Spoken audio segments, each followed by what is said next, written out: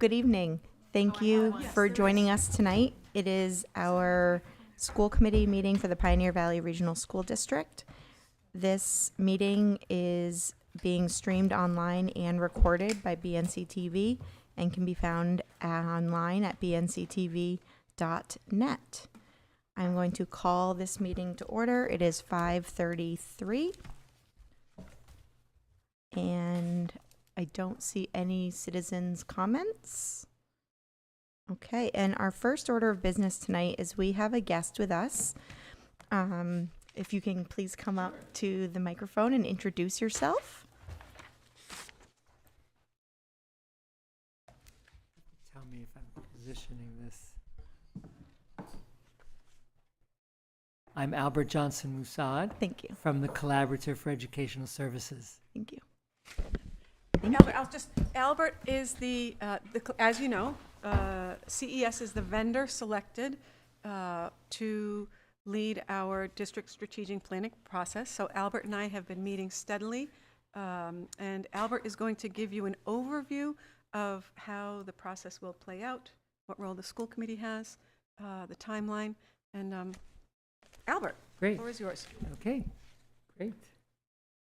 So, planning for success is a process developed and vetted and endorsed by the Massachusetts Department of Elementary and Secondary Education, and encouraged, and school districts are encouraged to use the process not only for strategic planning, but also for the development of district improvement plans, school improvement plans. So any planning process that a school district undertakes, right, for the purpose of improving student outcomes in the district. So the multi-year plan, a strategic plan is typically designed as a multi-year plan. The effort to develop the initial plan is substantial enough that it is worth engaging a longer interval, right, between the initial plan and a successor plan. So Dr. Kinsella and I have discussed a 5-year plan for the Pioneer Valley Regional School District. So the intention of the plan is to guide all improvement efforts. I just mentioned the school improvement plan, the district improvement plan, and then the improvement plans for individual schools. So the plan is intended to be the overarching light and North Star, if you will, to guide all of those efforts. And in addition to those plans, also a technology plan, a facilities plan, any of the myriad plans, right, that a school district is either required to develop or elects to develop to guide its work. The plan is also intended to focus on student outcomes. Obviously, right, that's the goal, right, of a school district, is to not only improve student outcomes, but to do what we can figure out to do in order to optimize those outcomes. And so the intention of the plan is to collect feedback and to be curious about the conditions and circumstances that stakeholders identify, and to see if we can curiously and gently and respectfully and humbly, right, arrive at root causes, right, as to those conditions and circumstances, right, so that we may see them in a clear-eyed way, and so that we may then be positioned, right, to address those root causes in the plan. As I mentioned earlier, the plan is intended to drive the coherent work right throughout the district. So as the school committee, right, thinks about goals for the superintendent, for example, right, well, the place to go will be your strategic plan. As the school committee and the superintendent collaborate to develop a budget, well, the place to go is going to be your strategic plan. What outcomes are we pursuing, and how do we best allocate resources in order to meet those outcomes? And finally, the strategic plan itself is a master plan, and it will be implemented through individual action plans, right? So we will be looking we will be looking to develop the master plan, and then subsequently, right, the administrative team, right, will, under the leadership of the superintendent, will then engage the development of action plans. So just a note about language, when you think of strategic planning, you undoubtedly think about the word goals. And just to give you a heads up that you're not going to find the word goals, right, in this planning process. Because in colloquial usage, the word goals is often used to refer both to outcomes and to activities that are intended to achieve those outcomes, right? So for example, you might say, gee, I would love to, be able to wear my my great new outfit, right, for the wedding that's coming up, right? So I want to look good for this wedding. So my goal, right, is to be able to, to wear this new outfit. And someone might say, oh, so my goal is also then to, change my eating habits and to get to the gym and to exercise, right? So in the first case, there's an outcome, and in the second case, there's an activity that is intended to meet the outcome.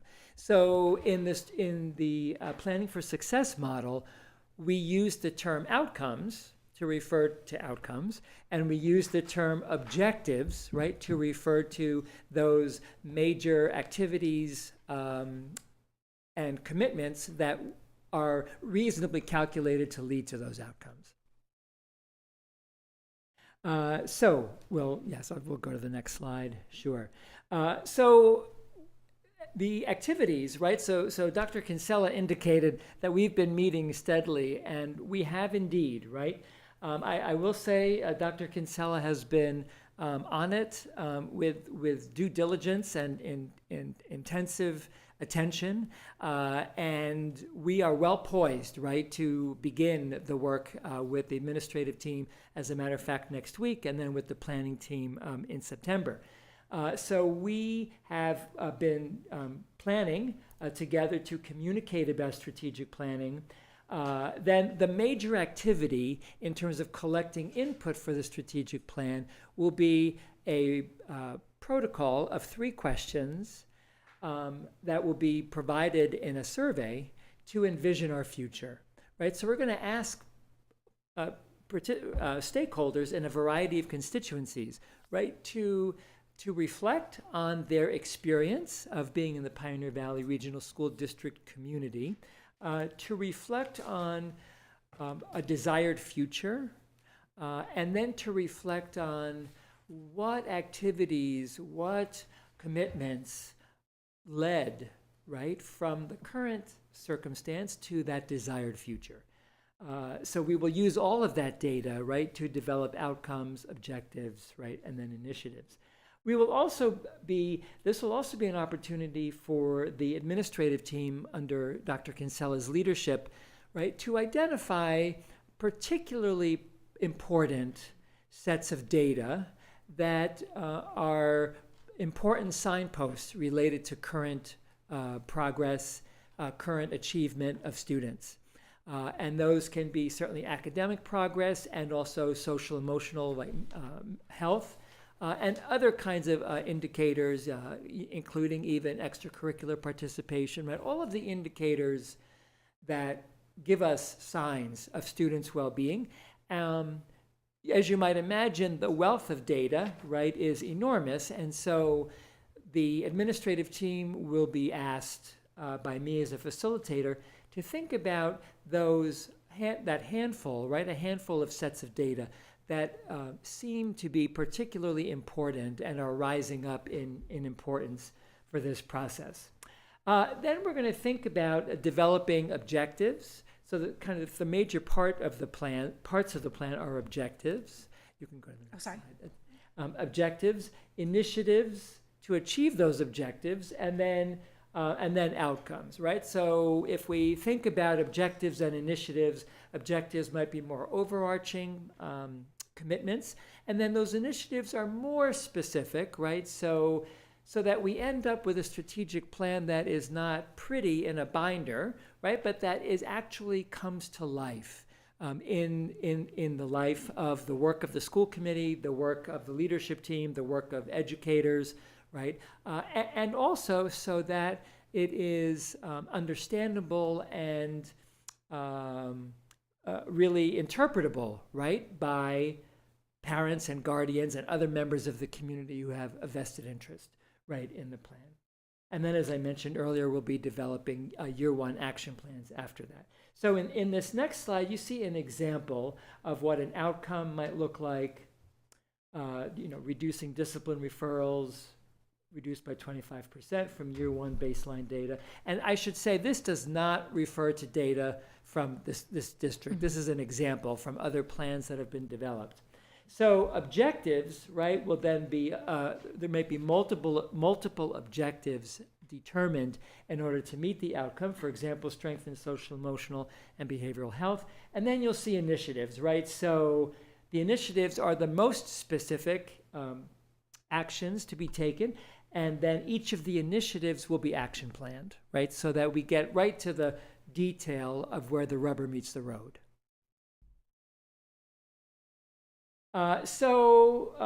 Here you have an overview of the planning process, right? So there will be two bodies that meet: the administrative team and the planning team. So the administrative team is composed of the administrators identified by the superintendent.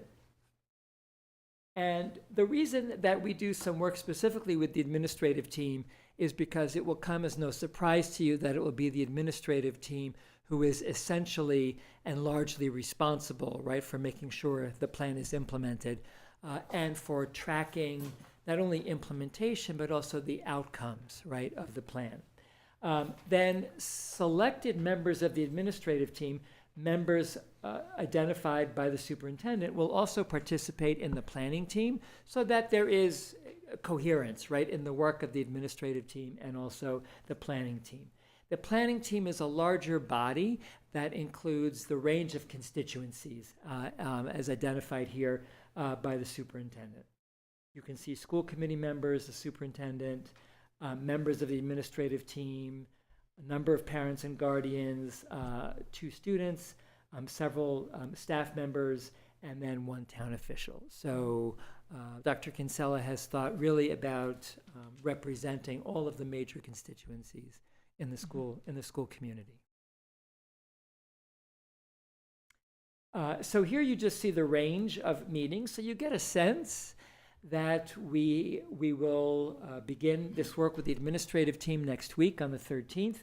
The planning team will launch early in September, and then we will work in a focused and intentional way, capitalizing on folks' enthusiasm, but not overtaxing it, right, with the work, so that we should conclude, right, by December, right, and then whatever celebrations folks may observe in December might be celebration of the fact that the work is complete.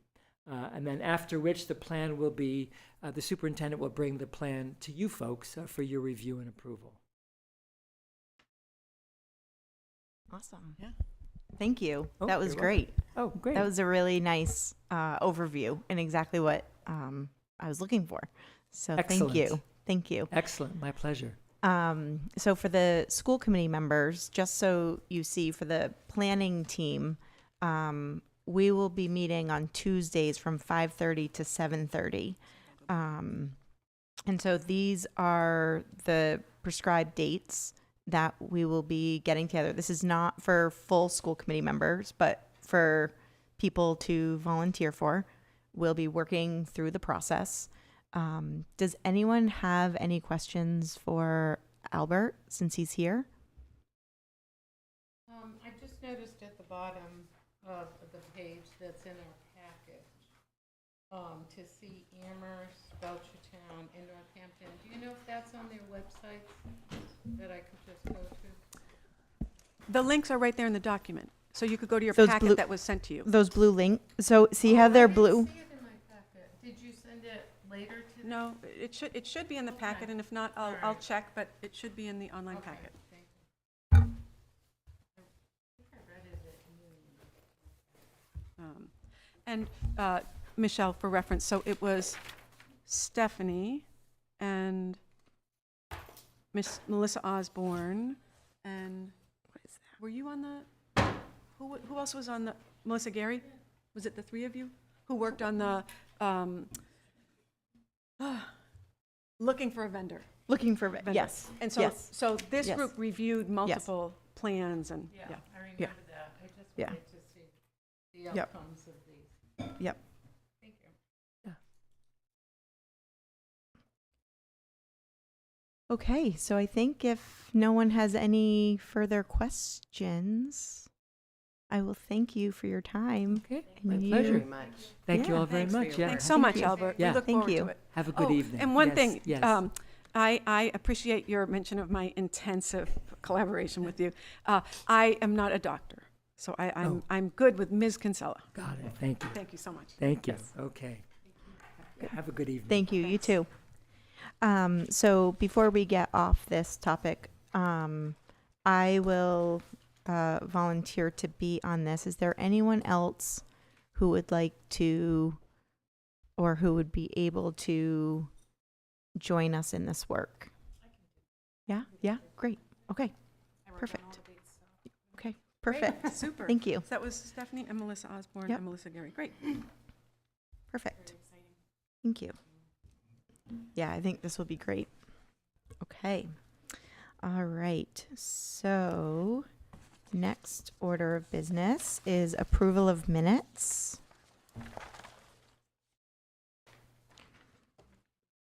So I have one thing on page 3. Under section 8, unanticipated business. I believe I announced that it was 20%, not 10% for the Hampshire Collaborative. Yeah, that's what I've been seeing in the paper. I actually Yeah. thought about that myself. Yep. And 20. listed present and then absent. So, oh, great. Multitasking there, Mrs. Juso. Yeah. Were you there? No, she was absent. I thought, at least I spelled your name right. Mhm. I am not here. Mhm. And Sarah Kearns is H, right? I couldn't remember. I think Sarah Kearns spells her name with an H. Number 2, first page, Sorry. citizens' comments. S-A-R-A-H? Yeah. Okay. And up top, under. Yeah, present. Members. I mean, presence. Mhm. I think that's it.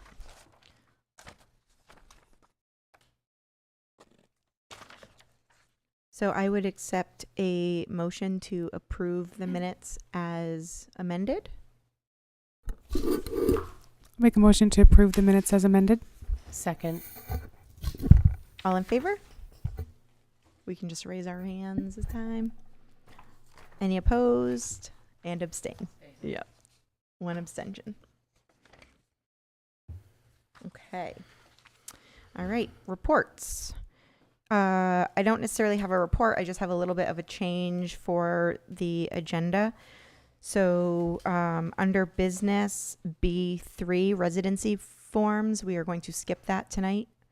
And under 9, business C, appointment of executive assistant, we're going to move that up to A, B, C, D, E, F to business F first.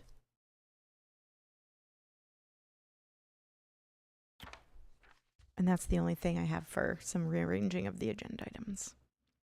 And superintendent does not have a report. No report tonight.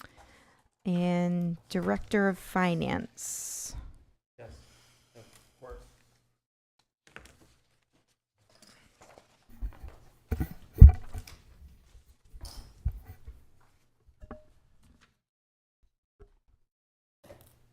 Right, so obviously everything is now pretty much closed up for FY25, so we can look back in retrospect to FY25. And I think, you know, there's some good news to report, and I'll mention again towards the end, but I do want to let everybody know the audit's underway. They've completed their field work this week. You know, we've been going back and forth, sending things, but we're on track. Hopefully, again in the winter, Tom will be able to come and present, but everything's moving along, and we're getting close to where we don't file it now, but the E&D is the accounts are pretty much closed, and not too long will be able to be filed and end of the year report. So everything's going along as it should in terms of year-end close. I just wanted to mention that so I didn't neglect it towards the end. But in terms of FY25 and the income statement picture, so expenditures ultimately came in at $14,561,829.29. There could be some small adjustments, but it's pretty much going to be there. 1.69% less than budgeted. And I also wanted to look at how that compares to FY24, and that represents 1.07% growth in expenditures from FY24 to 25. And as everybody knows, we had reached some collective bargaining agreements that provided nice raises to both of our units, but we still did a good job of controlling expenditures. I know later we're going to talk about some of the increased health insurance costs, and of course there'll be some maybe consternation or worry, but what the district has done over time is shown that we have a really good ability to control our expenditures. So even when there's salary growth, which is wonderful, right? We all love salary growth for our hardworking employees. The overall expenditure picture, we do a good job of controlling. So as we look to the future, we can do that. We're good at controlling expenditures. I think this shows exceptionally good, right? When salaries might be growing at 5 or 6%, total expenditures only grew at 1.07%.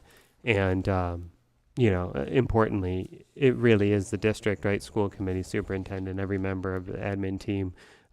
So I'm obviously leaving, but that capability remains. And I could repeat that across the board for many different aspects of the financial reporting. I provide the report, but I'm a member of a team. And I am proud that we are able to control expenditures because it's a tight year, and we did it. We succeeded. But it is absolutely every single person who's responsible for a budget contributes to that process, right? Once the budget's set, they're not my budgets. Everybody is looking at every dollar closely, and that's why we got to that result, which is a good result because as we look at the revenue report, the total revenue brought in $14,776,269, or 0.27% less than budgeted. That's not a crystal ball thing where, oh my gosh, it's almost perfect. Some things were higher, some things were lower, and some of them you get exactly right, and some of them, overall we had a, I think, appropriate approach that ultimately it comes into that number. It's not that every single number was just perfect. It's that you try to budget in a fairly conservative way on those revenues, and so that when there are unexpected things that happen, you still ultimately are pretty close, and that's where we got to. And by controlling our expenditures in the way we did, we were able to add to our E&D balance, which everybody knows, I'm sure, but as a reminder, right? Continually putting some money to that ensures our future ability to continue to help defray defray assessment increases, right? That account is meant to be used to help manage those assessment increases, and so we are able to continue to add to that. And I think it bears mentioning to look at this overall revenue growth, right, from FY24 to FY25, 0.12% growth. It isn't always going to be that number, but the point is revenues, no matter how you slice it, aren't growing exceptionally fast, which means we need to do a really good job at managing expenditures, and we can, and we do, and not everybody does. And so, again, it's a collective pat on the back. I think at the end of the year, it's nice to look back and say, yep, we did a good job. FY26 will require some of that from us again, and we're really good at doing it. It's okay to say when we're really good at doing stuff, right? Like we are as a district. So I think I just want to provide that context for future conversations at this meeting that we're going to have. It's a 12-month process. Sometimes things don't start out great in October, and you find ways to pull it back and ultimately end up pretty good. There were different times when I thought we might actually have a slight deficit. Ultimately, we ended up having a small surplus, which continues our ability to appropriate E&D in future years. We can do this. We'll look at it tightly. Everybody is appropriately trained up in this, and I think from the top down, from Patricia down, everybody understands that not a crisis, but let's look at everything closely and make really good decisions. And we have really good people, so I'm not concerned about our ability to make really good decisions. I also, at this meeting, wanted to clear up all the negative balances. I'll get to that last because that requires a vote. Okay, let's keep some suspense. The school lunch report. I provided several numbers there. Again, these won't be finalized until E&D is filed and certified. The numbers won't be vastly different from this, however.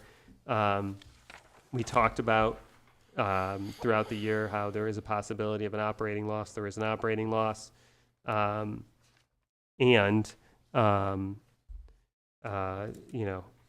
a huge operating loss. Obviously, historical context, I understand people are concerned. We had proactively discussed some ideas. One thing that is going to happen is we're going to have one less member of staff in that department. So that's going to put us in better footing. I know in a previous meeting, we also discussed the one-time use water bottles that incur, additional expenses, and we're going to eliminate that. So we're prepared. I've discussed with Cheryl other initiatives, but obviously you don't want to overcorrect, right? You never want to, before you start to see what the numbers are coming in at this spring, you don't want to overcorrect in advance because you don't ultimately want to impact the quality of the service that we're providing, because it is food service, right? To our students, and it's a direct benefit to the students. So we want to break even, right? We don't need a huge profit because we have that sufficient fund balance, as the report mentions, right? We are pretty much at the absolute max, and so one of the things we also did is we've been upgrading our equipment, which is basically done now. We have in every building, and not all of them did we pay for, obviously. In the town buildings, the town pays for, with the exception of the grant, but we have new freezer coolers. We have the new steamer up here that we paid for partially with the DESI grant. So we still maintain a healthy fund balance of about $200,000, while at the same time on the fly kind of doing a modernization of our kitchen to ensure that, for the next 20 years, we will continue to not have any big interruptions, because I'm sure all of you can imagine what happens when something like a freezer goes down in a food service program for a school. It's a crisis, right? At least temporarily. And so we're proactively addressing those things. So we're just going to keep clicking over. And of course, when we see a deficit, we're going to have a close eye on that this year and tighten that up. But that comes after many years of surplus. I have the utmost confidence in Cheryl's ability to continue to manage the program. She's done exceptional work. Mm-hmm. So she throughout the process was in contact with me and talking about, okay, well, if we ultimately have a loss, here are the ideas. And since since really last year, because it was pretty tight, we were talking about programming and staffing. So I understand the balance going down could cause concern. However, I am optimistic that we'll get back to about break even, and Cheryl's leadership is paying dividends in a lot of aspects of the program. And so the budget transfers, again, there's some negative balances at the end of the year, as you can see, with having a surplus of about $214,000. Certainly the surplus accounts are sufficient to cover any deficit accounts, but we wanted to actually do those budget transfers and put that on paper, how we are going to cover those deficits. a total of $200,555.85. Obviously, there's a motion there, but before that motion, does anyone have any questions? Is some of the health insurance transfers that we had to do the first round of increases for No. this transfer? This is all a good question, reasonable question. No, this is all from FY25. And it's just to, once you true up everything for the year, there's, is your estimate in the budget. You don't know the exact policies and the exact employees. And this is ultimately where we are at because, one option in the past, we've allocated more school choice money to health insurance, but we're trying to be conservative with how we use that. So no, that doesn't take into account the FY26 increases. Okay. Thank you. I have a question on the special needs, I assume that's then a special needs, PV collaborative? Yeah. Additional student, is that one additional student or three? Uh, It's on three different ones. Oh yeah, that was just because that's a reason I was thinking as I was doing that. This is going to lead to questions, which is reasonable.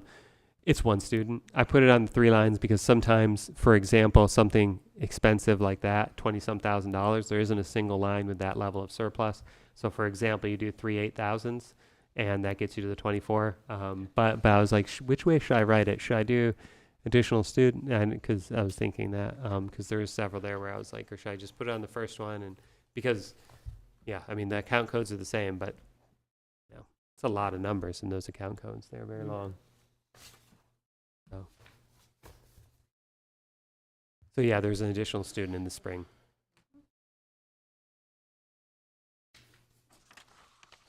Okay, I would accept a motion as written. I'll move to transfer, I'll make a motion to approve the budget transfers totaling the amount of $200,555.85. Second. Okay, so we have Stephen joining us, so we need to do roll call votes from here on out. Okay, I'll Um, second the motion. I did. Gretchen Oh, you did. Sorry, I Yep. didn't I was hear you. very quiet. So we can start. So Stephanie, Stephanie Arroyo, yes. Michelle Giarrusso, yes. Melissa Osborne, yes. Gretchen Kelton, yes. Stephen, Stephen Martin, yes. Thank you. and Melissa Gary, yes. Okay, thank you. Jordan, thank you for the pep talk. I used to coach basketball, and we didn't always win, so got to get good at pep talks. All right. Financial grants quarterly grants. report. You're Sorry. still on. Well, yes, and Ann made a great point. We do need to quickly discuss FY26. So we got through the budget transfers, and just a couple notes about FY26. There's going to be, as we've talked about the insurance increases, so there's going to need to be future budget transfers. We're mapping that out in I think a confident fashion. Really, we've come to some good ideas of how we're going to do this, but that it'll require some transfers in future meetings. Just giving everybody a heads up. At this point in the year, what we've spent, it's not super informative. Obviously, the number is $1,309,620.86. But it's still early, as you see with the revenue. We'll start getting the assessments coming in, and I'm confident on the revenue budget, the expenditure budget. It's going to be hard work with the insurance increases and the fact that, and we'll talk about it more, that we're not going to heavily rely on revolving funds. We're going to rely on our ability to get our hands around the expenditure budget and control costs. But we've done it. We'll continue to do it. Obviously a lunch report, again, not super informative this time of year. we don't have revenue coming in. There are expenses. So a deficit of $4,558.36.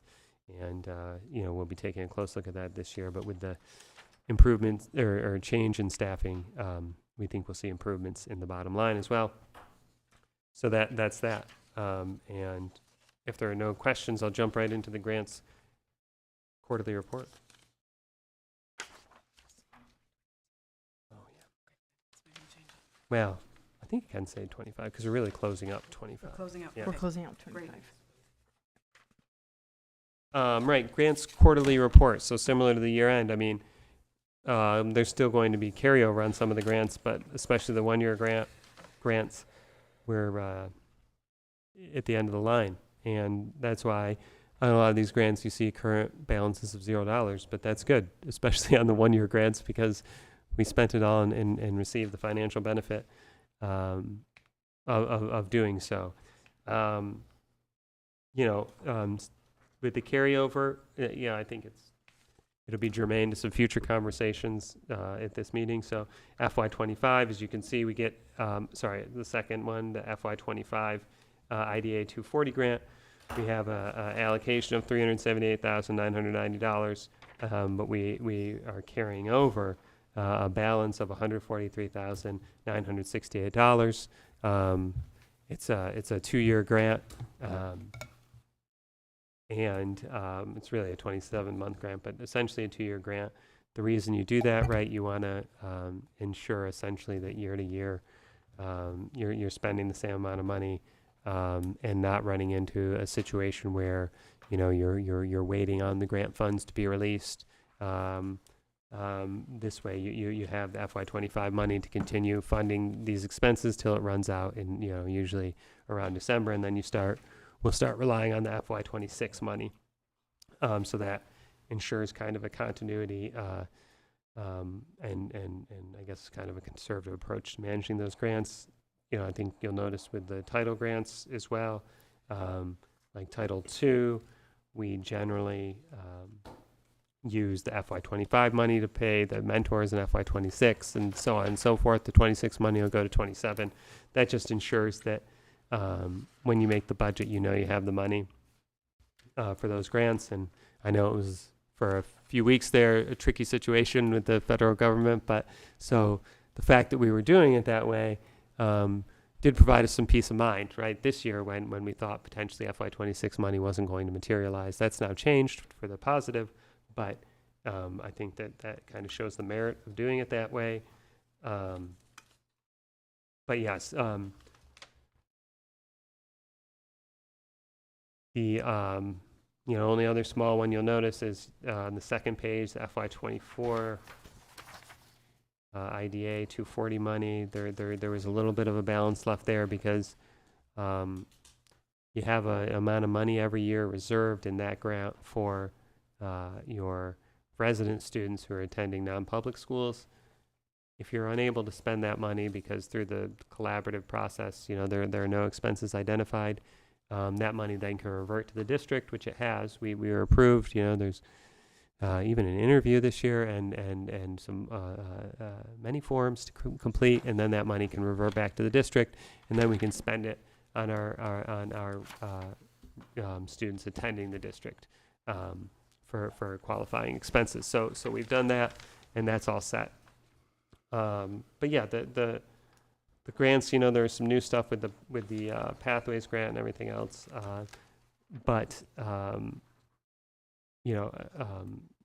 The year went well, and we were able to spend the money on allowable uses and reserve some of these carryover grants for future years. So, I think that all went as planned. No big hiccups, and I'm saving one big grant announcement for my successor. Mm-hmm. I don't want to take all the fun stuff. That won't be good for Taffy. So Taffy will have eventually, once the information embargo is gone, a very exciting, positive grant announcement, because despite, and this really, is I think speaks to the strength of our administrative team. There's a lot of tough news. There's this. There's the insurance increases. There's some of the worry about federal, but we keep doing the good work that we need to and applying for really hard competitive grants and winning them, because you don't just immediately go to crisis and this is the only thing we're going to do. We continue to do really great work. So that's why I'm so confident of what is yet to come. But can't make any announcements yet.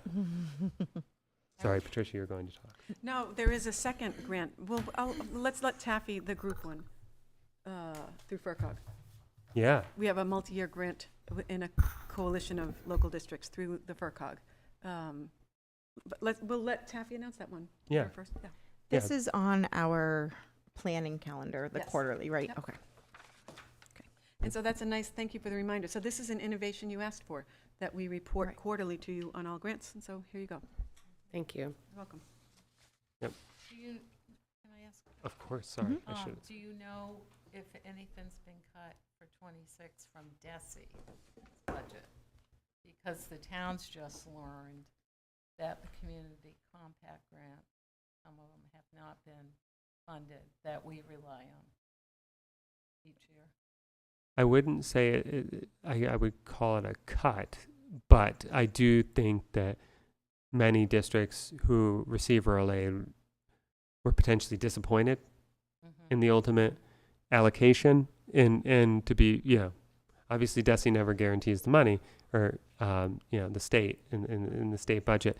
But what we had been seeing was, right, historically, in recent history, 3 years of either increasing or small increases or generous increases, and then to actually see a reduction was surprising. But at the same time, we did see the governor sign in enhanced circuit breaker. So net, it wasn't positive for us, but I don't think that we can curse the state at this point, right? There's lots of stuff. There's moving parts happening. I do think that, I think circuit breaker is something that impacts every district. And so as a small rural district, we're getting both of those things, but we're only getting the funding to address one of them. So we are, I think it would be fair to say that we are uniquely challenged because we're not getting all the funding that, I think the Rural Schools Commission, right, identified some really clear reasons that small rural schools have financial challenges, and then to see some of the things that we've identified as real challenges get funded and others not, I would say for me personally, it kind of feels like you lost out on a lottery process, and our real challenges still exist, but we will figure it out.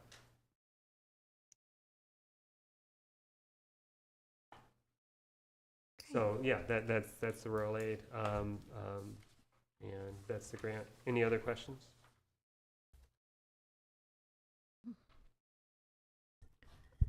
I will just say one more time, thank you for everything that you have done for the school district. Oh, And wow. that's it. No big. Yeah, and you're welcome. You didn't want any big. No. So we are not. I don't. And Nope. and So you're you can- welcome. yes. And let's be fair, right? It's a great place to work, and it's been wonderful. And it hasn't been the easiest job, and that's not like a slight or anything. It's good, right? Just like students when they come to school, they're not happiest when it's the easiest work that they could already do, right? That's when they get bored. This hasn't been the easiest job, but it's been the most rewarding, and I've learned the most. And so thank you to everybody who helped support that. And Thank you. Because similar to a good classroom, it doesn't just happen. It's not just, you don't just put them in front of calculus in kindergarten and go, it's hard. I bet you'll learn a lot. There was support, there was appropriate expectations and great people to work with. And all I can say is, man, I hope the communities continue to support this great district. And, as they have, I'm not in any way saying they haven't, but what a wonderful place. And because people haven't been to as many different places sometimes, it's hard to compare and contrast, but it's a really great place. So many smart people, so many wonderful students.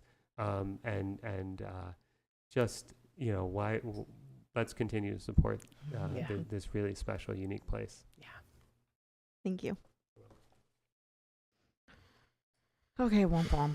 let's go on to Hampshire County Group Insurance Trust premium increases. All righty, so we did not write a memo. We have prepared some slides, and I sent a link to the slides to Steve Martin at home, so he's able to follow along with us. And before we jump into the slides, I want to share a bit about our process. So, you've heard that there was an increase in our insurance premiums that began on July 1st. There was talk of another increase, and then a week ago Wednesday, gosh, there was a vote to increase the premiums again mid-year. So how did we go about managing this? One thing we are good at as a team here, and that when I say team, I mean all of us, is timely communication and transparent communication. So I was on the phone with the chair, 8 a.m. and from New Hampshire, and the very next morning, the chair and the vice chair met with Jordan and me, and Cami Lamica happened to be on site that day. So we were making sure we notified school committee leadership. Jordan and I have had a conference call with our fiscal overseer to present our draft plan to him and get his feedback. He's endorsing the plan. We sent early notice to the towns that our intention was not to seek assistance from them at this time. We'll talk more about that. We were in touch with Senator Comerford. I've been in touch with leadership of MASS and MASC, and I have convened a group of local superintendents to talk about how we are all managing this financial challenge. So I want to assure you that we have been acting swiftly and deliberately. I want to thank Mrs. Keir, Claire Brennan, Shelley Avery, and Melissa Peliquin, leaders of our 2 collective bargaining units, because they were on the phone. It is summertime and people are on vacation, and Renee and Claire came in yesterday and met, and leadership of the PVRSD held an online meeting with me this morning. So I am going to echo what Jordan said. We are a good team, and again, team is everybody in this room. So let's get right to it. HCGIT stands for Hampshire County Group Insurance Trust. Jordan, I'm going to try something, and Mrs. Druso, you're in on this as a Leiden town coordinator. The way I've been conceiving of the HCGIT is something like a cooperative, where all of these entities, about 70, there are towns, there are districts, there are other types of municipal entities, form this cooperative, form this group insurance trust, and together they buy insurance. And because we are in this group of about 70 units, we get a better price. And it is the membership, meaning all these school districts and towns in Western Mass, that run the trust. So when votes are taken to increase or not increase premiums annually, that decision rests with us. It rests with all of the members. It is not an administrative decision. So that is the HCGIT. So, so does that mean we have a representative that goes to these meetings? Jordan, so Yeah. you go to these meetings? Yes. Yeah. And Suzanne goes too, and we talk, but I'm the voting You're, person. okay, Yeah. thank you. And how about on this one, sometimes we say, oh, we'd like to do the slides and hold, questions. Let's talk all the way through this. So will you please, give a shout when you see something. So with the chair and vice chair, we identified 2 principles that have been guiding us through this process. There are only 2, and they are sturdy, good principles. Keep students at the center of our decision making, and consider long-term implications. It can be so easy during a crisis to just focus on what is at hand. And that's one way of approaching things. A better way, we believe, is to consider what is at hand and how it will affect our future. So we've been talking and crunching numbers, talking with people with these 2 guiding principles in mind. So, as I said, July 1 saw an increase of 18 and 20%. 18% increase on the HMO plans, 20% on the PPOs. We found out about this, if you'll recall, during the budget development process. And we had to scramble. Jordan had done the right thing. He had been conservative in his estimate, and he budgeted for 10%, which we thought was, that's a big increase. we found out that it was going to be there would be an additional 8 to 10% increase, and we decided we're not going to go to the towns and increase the draft assessments. We're going to use our reserves, and in this case, school choice. So the increase that took place on July 1 was $425,000. Now, mid-year, and this has not happened since 2002, there was another 20% increase on top of that, and that totals about $325, because that increase will be in effect for only 3 quarters, not for the full 4 quarters of the year. We're proposing that we control costs, we make some cuts, and that really shouldn't say increased use of revenues. We decided on different language that I've updated elsewhere. Increased use of reserves and revolving accounts. So the total increase in health insurance for our small rural district this year, the increase is $750,000. For comparison's sake, the increase last year was about $200,000. I'm going to stop there.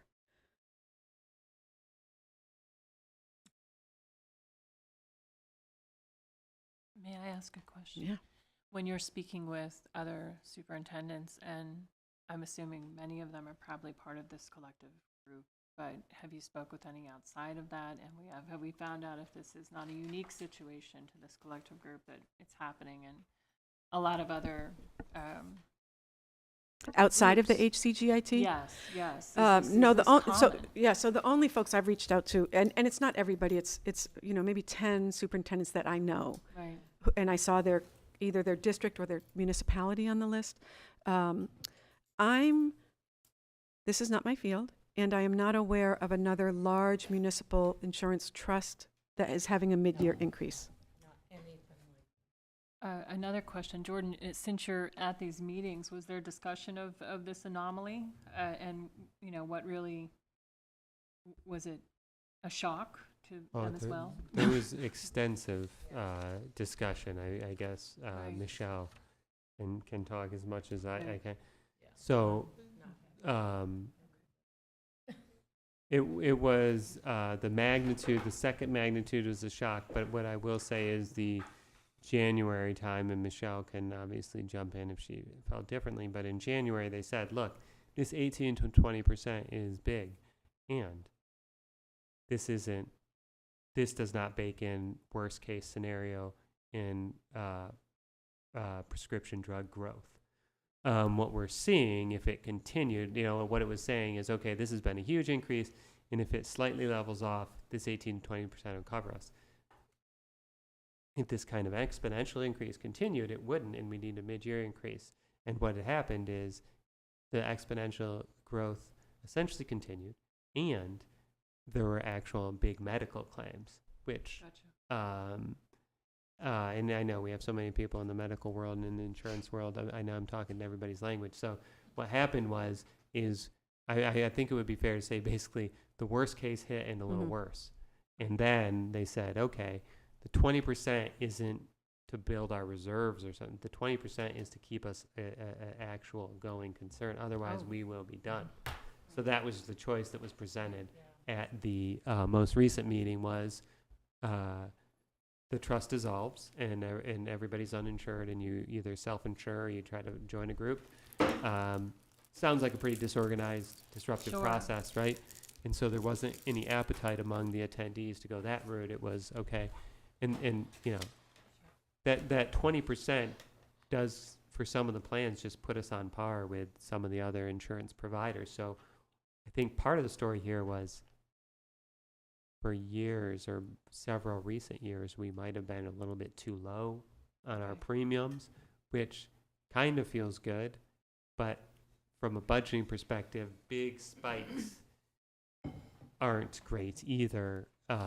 So what would have maybe in hindsight, as it is 2020, what might have been nicer is progressive step-ups. So there was, and that's probably what some of those other providers had been doing. So it is on par with other providers right Now the price, it's not Yeah. as if we're paying Okay. 20% more than other people. We're Okay. now, we're kind of getting up to their rate, Right. but in a, exactly, right, in a very, I guess it's the rate of Destabilizing uncomfortable way, Right. method. Were there any other kind of forward-looking heads ups for increases as well? Oh, Um, if the increase is 750,000, what's the total amount that we pay Oh, in terms of all every year? What's the like? right. So with this increase, we're probably looking at 3.4 million for active and retiree. That's again, this is an early estimate. I would say 3.4 to 3.6 Yeah. for both. In those groups, 2 years ago could have been 2.3, 2.4-ish. So again, it's just a small school, $1 million. And that's not a great combination, that extra $1 million. Premiums generally go up, but not to this magnitude. So The rural aid grant, where that helped with 362,000, is that going to be coming back? So we're going to Get have that rural again aid. We next don't year. know our allocation until late September, early October, maybe.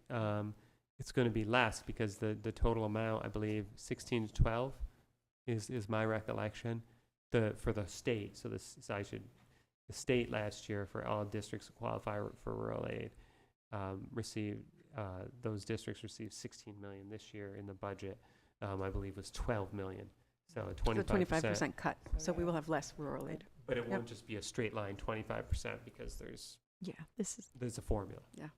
this Do you want to go ahead? Oh, Melissa? this Go ahead. this chart hit home when it was presented.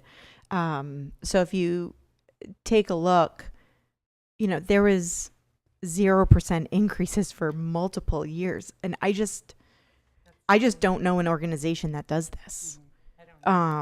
And so, but it was voted on, right? It was voted on by the municipalities and by, and I think probably when you have the option to not increase or increase, people are going to vote not to increase, right? So here's what's happening, and this is what we're seeing in the insurance world, is massive skyrocketing rates because the rates hadn't been slowly increasing in the past few years. And so even in 2022, took a decrease, right? But we all know that there is massive healthcare costs that are going on. And so this is where we are. I would say it could have been predicted in 2019 that there would be some significant increases. And in terms of the new GLP-1 drugs, medications, I was looking with the PVASP this morning online at the slideshow that was shared at the meeting where this vote was taken. And if I remember correctly, there's a slide that shows their monthly medical and pharmaceutical claims. And in July 2024, it's about 1.89 million. July 2024. June 2025, it's up at 2.9 million. So an increase of $1 million a month in claims over a 12-month period. That's wasn't there a They went through $2 million in reserve. right? Steve's Yep, Steve. Yeah. Yep. Go So ahead. Steve? No, I apologize. Thank you. This is really a crucial conversation, and very grateful for the illuminating historical background here of the lack of increase and decrease not being commensurate with reality. And just to inform us again, it may not help today at this hour, but do we have a sense of comparison rates and trajectories of costs for the states, for other municipal types of insurance policies, so that we can make some informed evaluation of what did happen and what could or should happen in the future? Many of us are doing that now, Yeah. Steve. I Thank you am. so much. Thank I you. am Thank for you. Leiden, and Yep. I've been talking to all my counterparts. And we got a Again, yeah. so you're aware, I'm so sorry, but the Health Policy Commission is the state legislative division. It's been tasked to keep rates at the rate of inflation overall, and which is incredibly difficult and has not been done to date.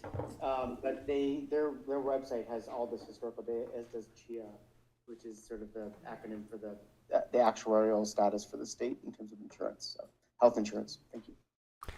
There's a lot of information coming out now about Health and Human Services is putting pressure on pharmaceutical companies also to lower the cost that they're charging. So I wonder if costs go down over the next year or two, do you think they'll decrease the cost of the premium, or does it ever decrease? I would say no, because I think Yeah. from my understanding, and Jordan, you can correct me if I'm wrong, but the reserves in this trust have practically been depleted. Down to So 3 weeks, now, yeah. so not only do they need to fill in the claims, they now need to build up their reserves again, because their reserves was there.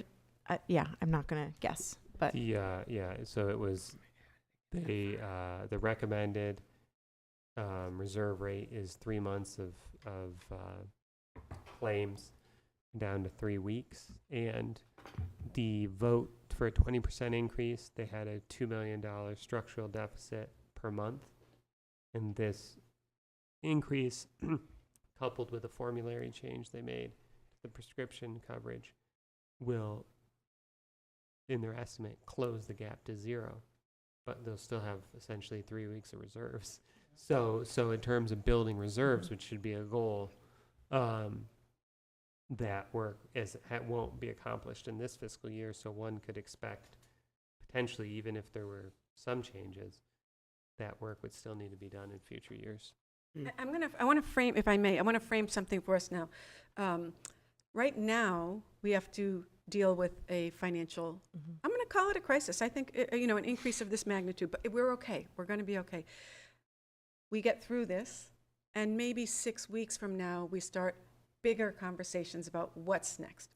Sure. We are not able to leave the HCGIT right now. So I want to, I'm just to frame this, we might be better off spending our energy now, thinking about what do we have to do, and then we'll think about longer term solutions. Is that a fair? Okay. So in terms of how we manage, we got to decrease expenditures. This is simple stuff. This is what we do at the kitchen table with our family budgets. We got to find some money. And the way we're going to do that is by increasing our use of some grants and revolving funds, and then later we look for a new carrier. Maybe, right? And in terms of a new insurance carrier, the trust agreement that we signed says that we wouldn't be able to leave until the start of the next fiscal year. We have to explore it, and it might not save money going elsewhere. I want to manage expectations from the beginning, and that doesn't solve the current problem. Jordan is holding a list of prices from the GIC, the Group Insurance Commission. I was in the GIC when I left Boston and went to the Brookline schools. I had to switch over to that. Their most expensive, Jordan, will you tell us their most expensive one up there? Yes, their most expensive plan, and this isn't the cost to the district, or this is the total all-in cost, is $3,899.83. So close to $48,000 for a PPO plan. And, obviously that needs to be contextualized because, after our increases, the most expensive plan in our HCGIT, the PPO, would be, $38,652. So the math there is it might be $8,000 more per year for the GIC's Cadillac PPO plan. And that's not every single plan. The HMOs would be different, and there's different options. But the point is, it's not just as simple as, oh man, the GIC is so cheap. What happened is, one could maybe say that, well, it was managed so there weren't any huge one-year increases, but it's not as if you're a GIC member, your employees or the district are getting a big discount. It's just that it didn't come at you all at once, and maybe it was better baked into your budget.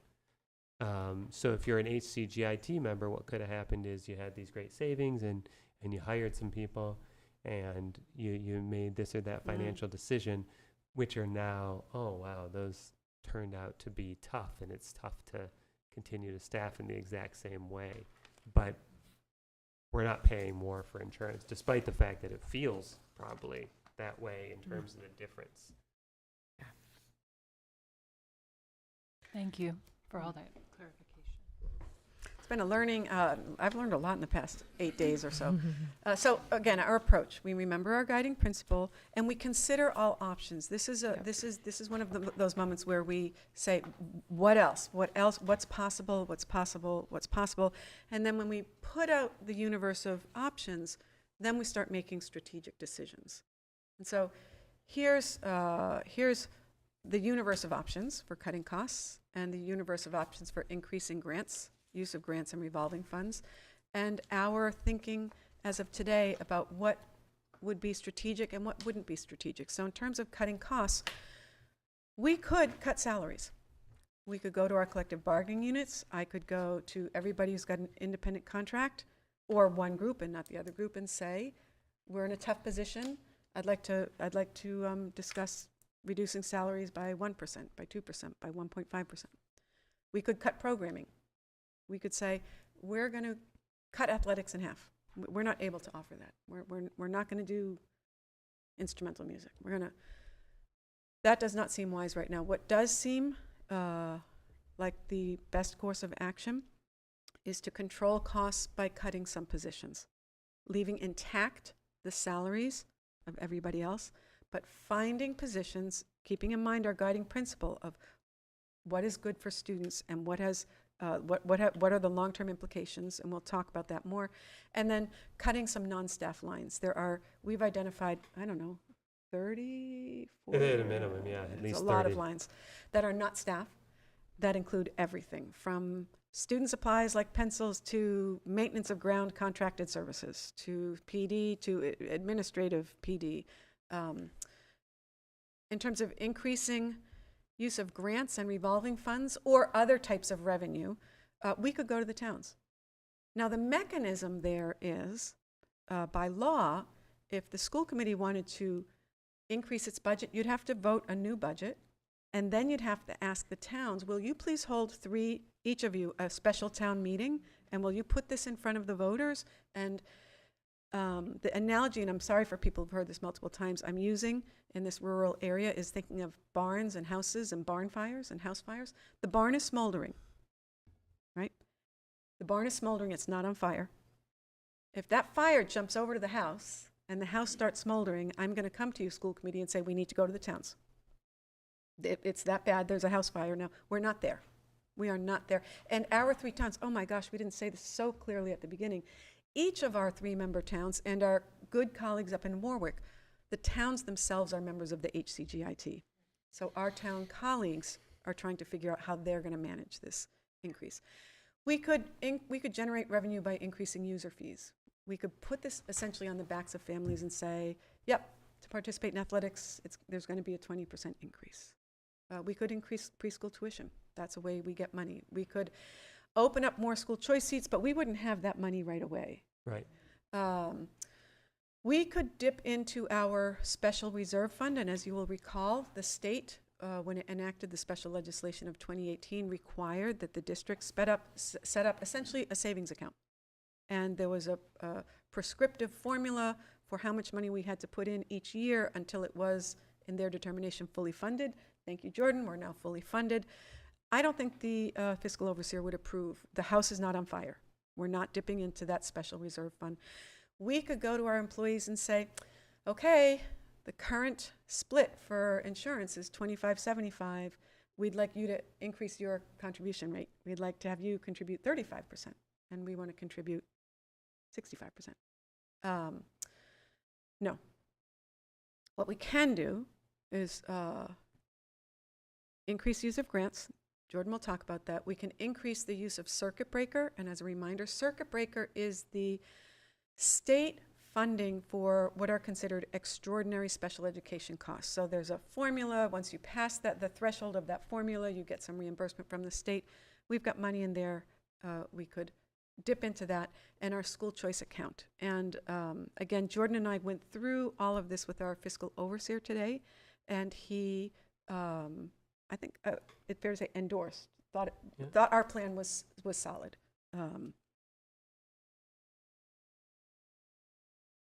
So in that draft plan, we would reduce many non-staff lines by 5%. There are some lines we would reduce by more than that. We'll wipe out one of my lines. It's only $1,500. It's for opening day. Just take it. I have a community outreach fund.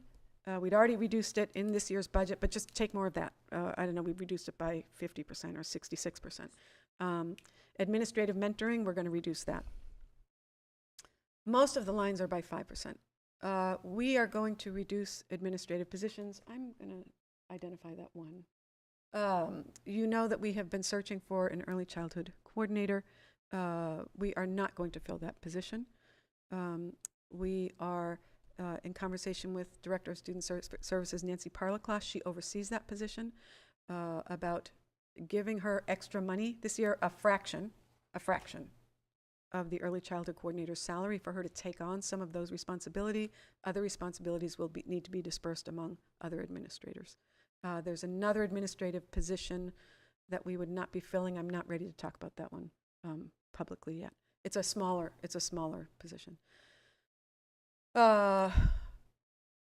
We have talked about the hard work Jordan and other directors and the principals have been doing, digging deep into the elementary schedules and looking at every single IEP and 504 plan, trying to figure out how can we be even more efficient with scheduling. We've identified efficiencies there.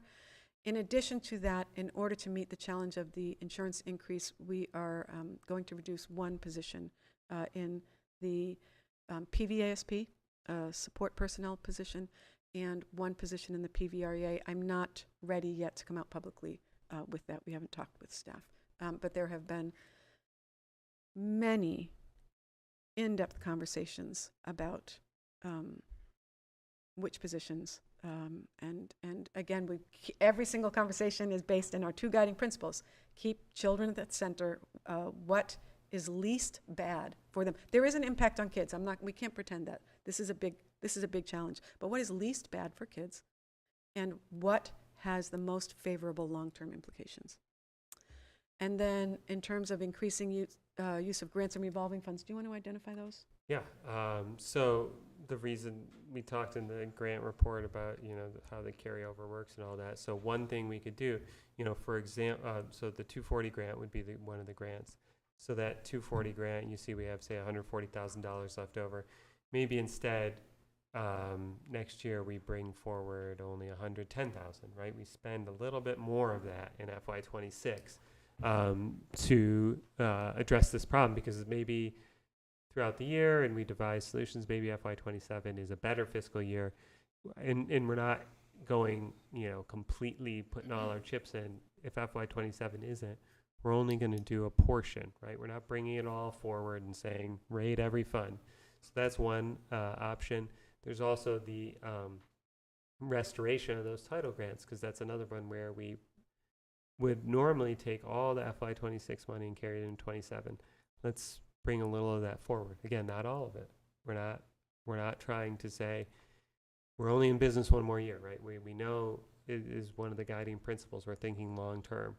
So we're going to address the immediate problem, but not by mortgaging future fiscal years, right?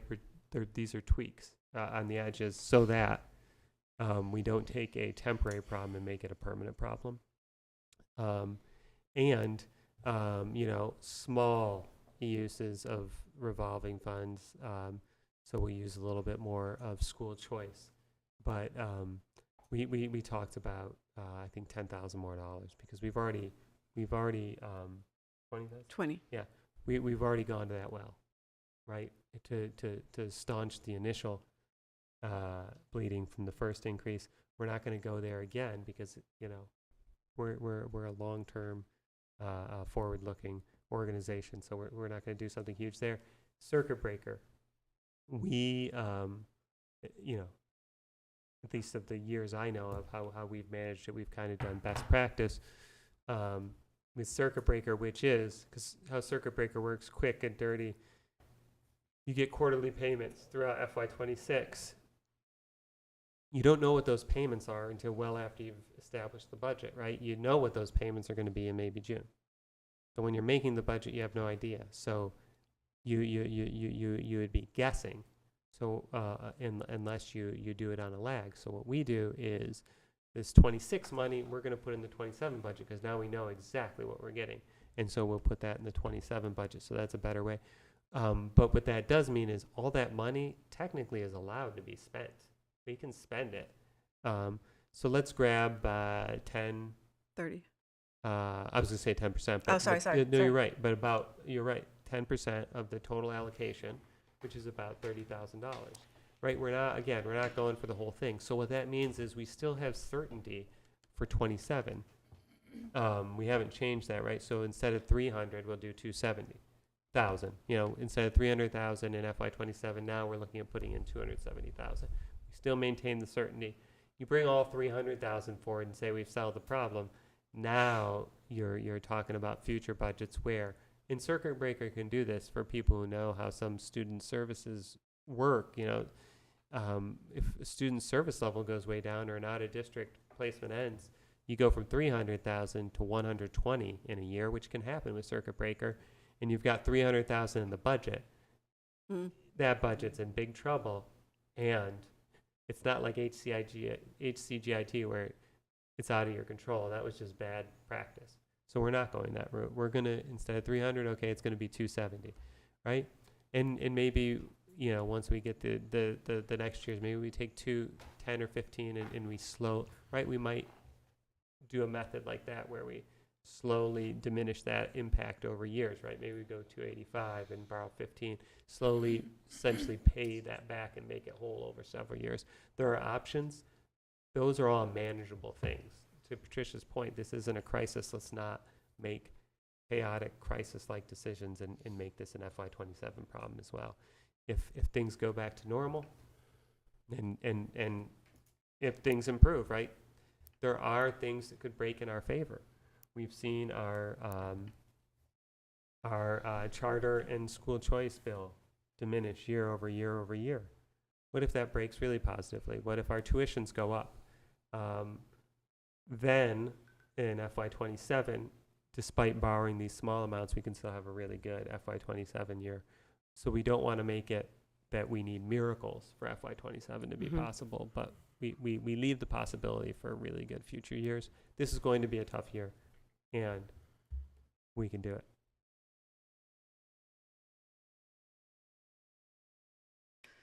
So our next steps would be to confirm the numbers in the plan. Notify all staff. I have not yet communicated with staff. We've been waiting for this meeting. Notify staff of the increase. We need to give them the official, here are the new rates. I think the HCGIT is allowing an open enrollment period where folks can get off if they want. And the plan for managing the challenge. And then we have to act on our decisions. We need to make the reductions. I should point out it is 95% certain that for the PVASP reduction, because of staff turnover, we will not need to say that we will not need to do a reduction in force letter to a person. It is most likely the case that would be happening with a PVREA member. We need to change the non-staff budget lines, and then later we need to come back to you for approval for the budget transfer. So if we reduce the student pencil line by $10, we need to come to you later and say, we'd like to transfer $10 from that line to the insurance line. And then we begin looking forward. We identify a time frame and a process, and I'm sure we'll be doing this in collaboration with a few other really savvy municipal entities, and maybe a whole bunch of them. What are we going to do? We got to figure this out for next year.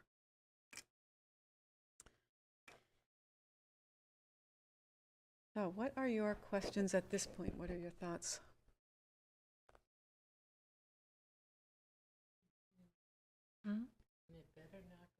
Oh, well, who knows?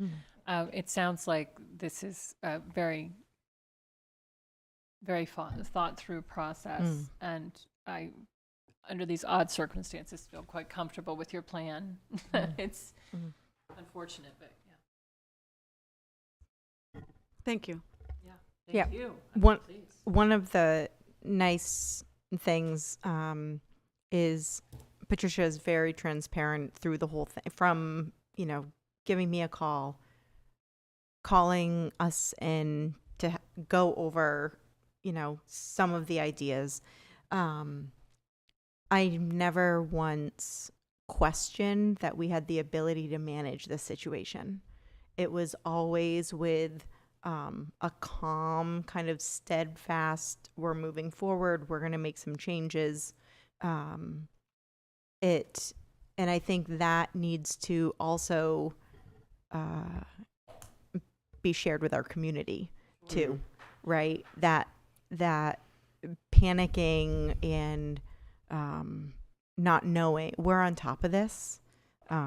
We have been from the beginning, and we are going to manage this the best way that we can to have a great future. And so I think I just want to thank you, and also let the committee know that a lot of behind the scenes hours and work has gone into this. So. All right. Thank you so much, Yeah. everybody. More to come. Okay, so policy review. We have a first reading of administration of medications to students. And I think, Gretchen, is that you? Mm-hmm. Okay. It's me. So first reading tonight, just want to thank Jacinta Hunting and Nancy Parlaclosh for their work on this. Our first reading is tonight. We will have the subsequent reading at the next meeting, potentially. So just quickly, the background here is that the state recently updated its regulations regarding administration of medications in public and non-public schools. Went into effect on July 7th. And so we've decided to take a look at our policy and make any necessary or revisions that we think are necessary. So the highlights. This now clarifies the district's registration with the Mass Department of Public Health's unit responsible for school-based medication administration. It clarifies who is able to delegate the administration of specific medications and to whom. It clarifies the requirements for a medication administration plan. It clarifies the procedures required for student self-carry and self-administration of specific medications, and provides for the administration of nasal naloxone by a larger number of trained individuals in the school setting. We'll applaud that.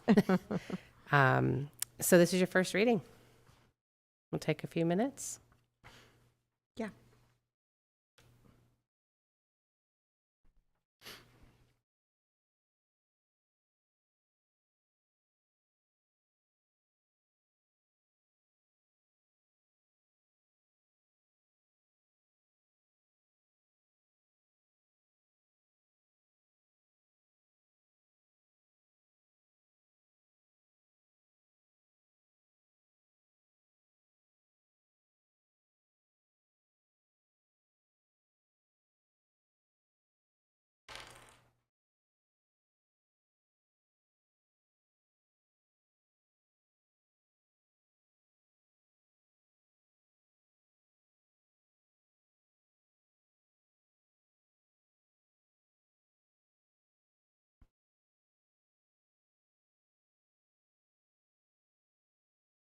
Okay, so this is just the first reading.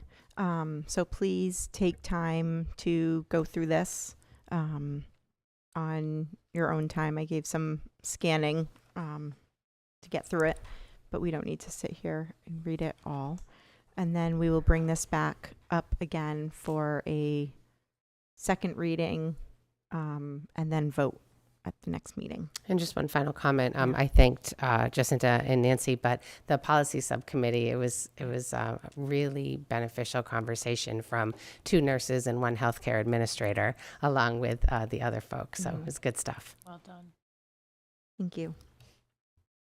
Okay, student handbooks. I know. I was.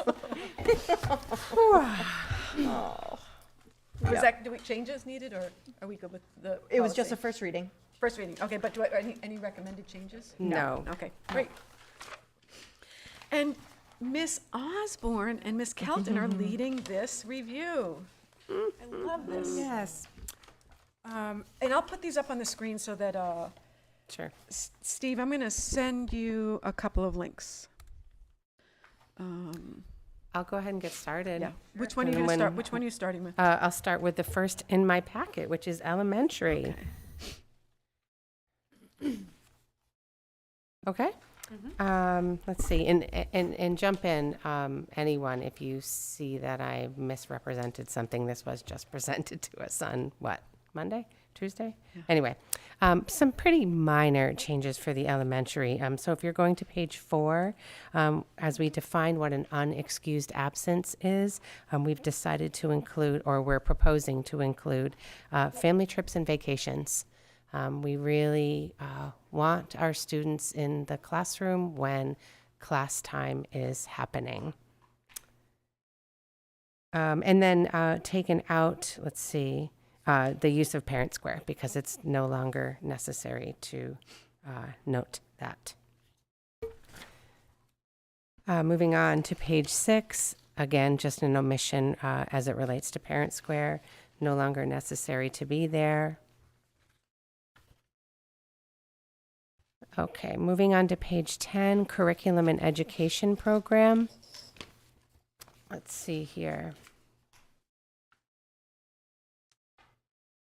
Oh, yes. We wanted to expand upon our language, and I'm going to read this part out loud. Consistent with Massachusetts Regulations 603 CMR 26.051, the Pioneer Valley Regional School District, through its curricula and instructional materials, promotes respect for the human and civil rights of all individuals, regardless of race, color, sex, gender identity, religion, national origin, or sexual orientation. In accordance with our guidelines, families may request information from the building principal regarding curriculum content and may submit a written request to the building principal to opt out of specific portions of the curriculum that conflict with their sincerely held religious beliefs. And this language was recommended by the attorneys Yes. in response to a legislation that came down from the Supreme Court, which people can look up, but Yeah. this is a nice, succinct way to Yeah. maintain compliance with that Yes. legislation. Moving on. Oh, the green. I'm missing the green. Let's see. Did I? I haven't seen There's it. just Oh, I little, there's see. just little, On page 17 17, yep. is the Oh, I first didn't green. miss any. Okay. Let's see. Injuries and illness at school. So let's see. There's been additions as it relates to if your child has an injury or a wound and needs temporary accommodations. We need to notify the school nurse.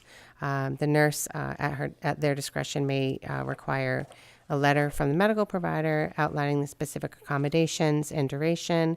It may include, but are not limited to, support for concussions, orthopedic equipment, wound closures, and post-operative wound care. And then further, allergies. If your student has an allergy or allergies that may need to be addressed at school, please notify the school nurse directly. And then the health services team will work to develop an allergy action plan. Moving on to page 18, celebrations. Okay. So we've decided to make some changes as it relates to celebration. Request that families not send their children to school with food products due to concerns about safety, with all the allergens and equity based on, certain beliefs for types of food that folks want their children to eat. We have decided that no food to be brought into the classroom from home for sharing purposes. We will find other ways to celebrate things that need to be celebrated. I have a question. Please. So Oh, please. in practice, let's say I send my child with brownies and cupcakes. Should there be something in here that says or allows the teacher, like if you do send food, the teacher will not provide that to the Oh, class, that's interesting. right? Because it tells families don't read these handbooks as thoroughly And it comes up with food. It comes up with invitations Yeah. to birthday parties. Yeah. And I think teachers are put in a bad position when they are sent, Johnny comes to school with the cupcakes and the teacher's like, oh, no. Yeah. I mean, I'm I- just wondering. The larger wellness policy, I think, does say something like that, but I don't know if we It might want, be we worth could add to highlighting. this. Yeah, Like when highlight you it in send this. home at the beginning of the school year, the little signatures, just like a little piece of paper that says, new change, no food. Would be sent back home with the child. It has been that way. I didn't And read I'm the not- policy because I didn't have a handbook, and I did contact the teacher to see if there were any allergies. Could I send something in for Mhm.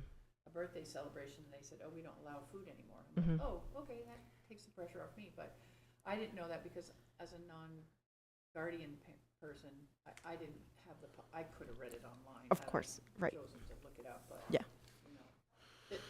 The school was very direct about letting me know it wasn't okay. Yeah. I guess Yeah. that's my. Yeah. my point. I just M- wanted, Renee. if, can Yeah. I be recognized? Yeah, so, Yeah. it is a change, and maybe it's due to some changes in the law that I'm not aware of, but it is also about classroom donations for snack foods. So that would be a practice change. Like for myself in preschool, we usually ask for donations that Right. come from the wellness policy. We don't accept cupcakes, but, pretzels and things like that to provide an afternoon snack. So that is a change. That's why it's green, because it's completely, Mm-hmm. But that language exists in the new wellness policy, Renee. right, that's what I'm saying. So it's coming from somewhere else. It's coming from the not- policy. Right. Yeah. So it's going to be a change for families. So again, classroom teachers will just have to figure out if their young students need an afternoon snack, it will have to be provided by the parents in a individual way. Is Right. that the notion? So to share, so those that maybe haven't been through your kindergarten classroom, Mm-hmm. families donate, right? Yeah. Classroom snacks. We So can do it Specific families. classroom snacks. specific classroom Right. snacks. But this Yes, reads but this to would me not that I allow cannot do that to anymore. happen. Mhm. So it would, so instead of me saying, here you go, Mrs. Kier, here's a giant box of goldfish for the class to share, right? It will be now on the parents to provide all snacks and not Which have to meet the wellness Which have to- guidelines. So like if someone comes with Oreos, I have Cosmic to say, brownies. put that back in your backpack and you're not eating. No, I don't think that's in the Mm. policy. No, that's No, we don't, we So don't I direct what police the families food, would feed. just No. No, so we it can don't, be we don't, yours. no, that's a great, we Okay. don't, yeah. Yeah. So I mean, That's a great again, my question. concern Yep. as a professional who could control it, now I won't be able to. Right. Right. If I showed up with a large box of vegetables, though, I would be received. No food may No, brought, no be food. brought into the classroom I saw the for vegetables sharing contingency purposes. there. Well, Vegetables that would be Or like if you had a shared cooking class. experiences. That would be like if it was That's part of a- your That's class what- where afternoon.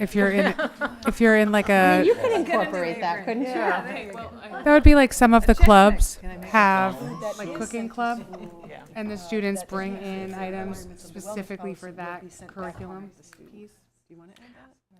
no, because then I don't want to put the Policing on the the. policing. Yep. That would be the policing. So no, Well, I that's- just I was just wondering to support staff if there was somewhere in there that said if family does send That's what I was thinking. food, for a birthday celebration or whatever. And maybe we don't need to. I just want to make sure that if I send in cosmic brownies for my kids to share with their class and they come back home in the backpack, But we that wouldn't the- be sending the- cosmic brownies to share with the classes. The new policy, basically. Right, but That if it a wouldn't be family does, allowed. yeah. Yeah. yeah.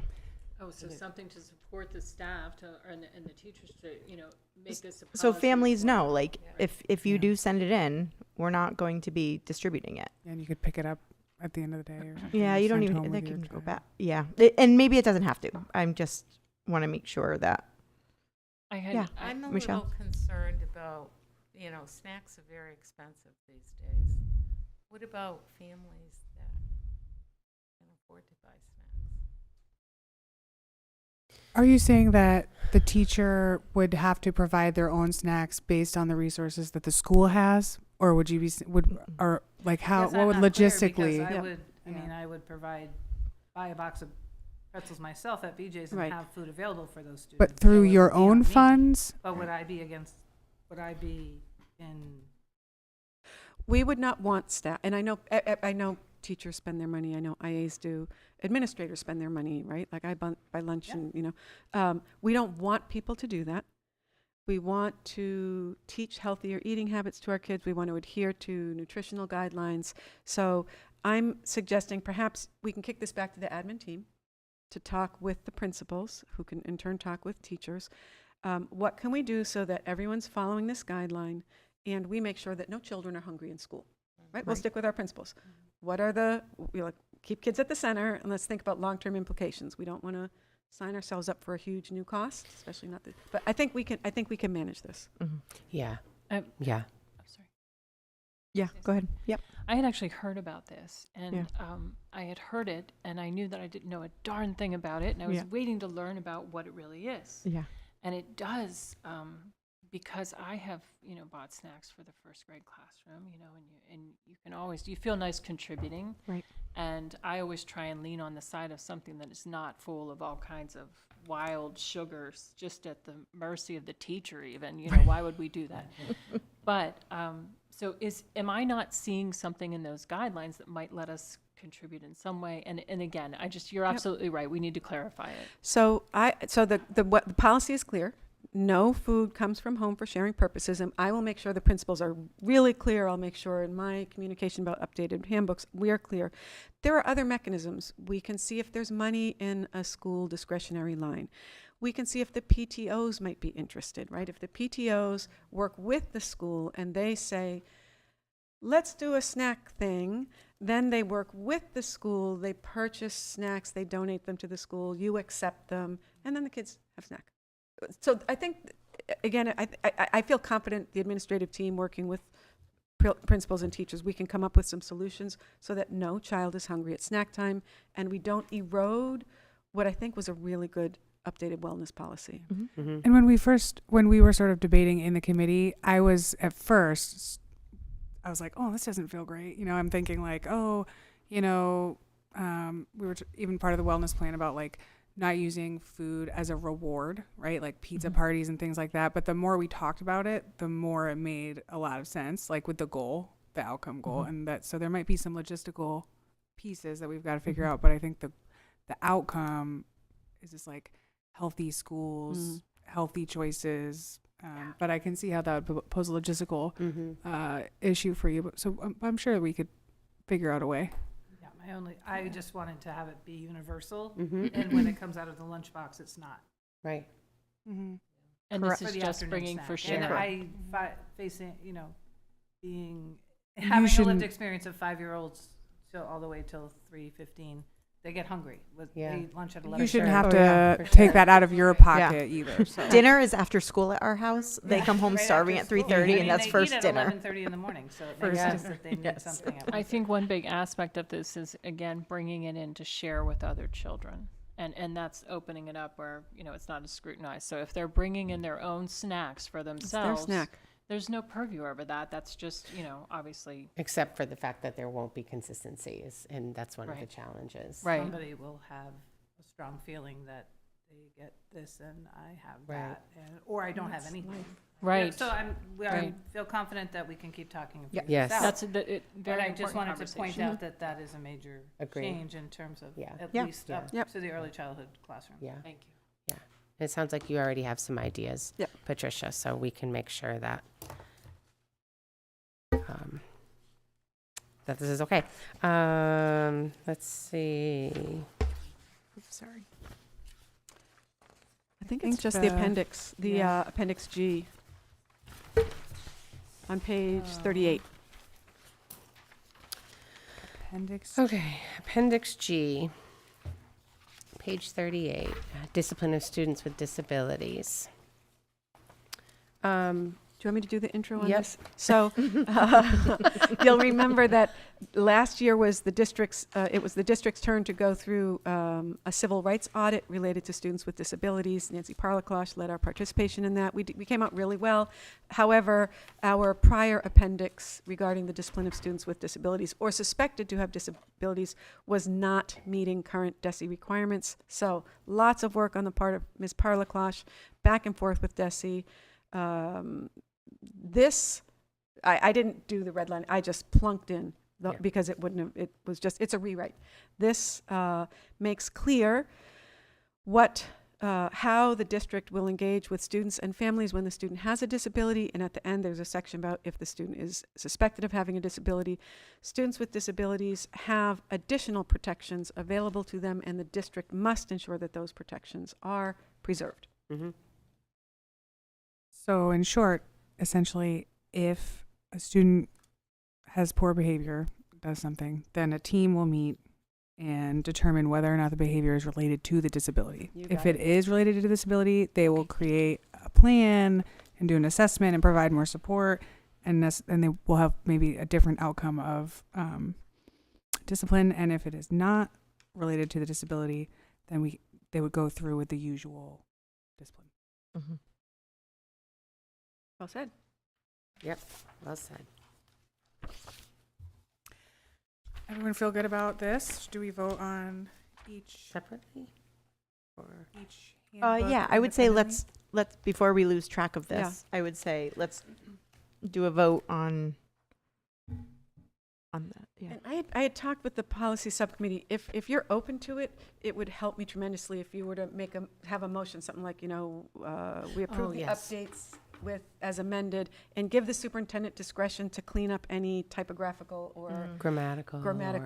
or non-substantive Mm-hmm. changes. Okay. So would anyone like to make that motion? I'll make a motion to approve the draft elementary student and family handbook 2025-2026 and and give Superintendent Kinsella authority to adjust any typographical or grammatical or non-substantial changes. Is there a second? A second. Okay. May I ask a question? Yes. Does that include then kind of clarifying on that food policy at all? No, that they would would be have subst- they I would have wouldn't to do come that. back. Yeah. Come back for that. Second. Yeah, Michelle seconded. Oh, apologies. I didn't hear it. No, that's okay. All right. Vote, Stephanie. Stephanie Arroyo, yes. Michelle Druso, yes. Melissa Osborne, yes. Gretchen Kelton, yes. Stephen. Stephen Martin, yes. Melissa Gary, yes. Thank you. And now we move to the draft PVRS Student Handbook 2025-2026. So this is the Pioneer Valley Regional School District Handbook. Some of the changes, let's see. Patricia's going to check the links and titles just to make sure these all go where they're supposed to in the document on page 4. And then on page 6, we added that same verbiage that we did to the elementary school handbook to comply with the new Supreme Court ruling. And added, moved the section for compulsory attendance. So we'll see that later on. Excused absences now include serious injury. Unexcused absences, moving directly underneath excused absences to include family trips and vacations, just like in the other handbook. The tardy policy. So, the first bell rings at 7:45. Students are expected to be seated in their first block class before the second bell at 7:50. Students who are not present in class at 7:50 will be marked tardy. Those who arrive after 7:50 must report to the main office for a late pass.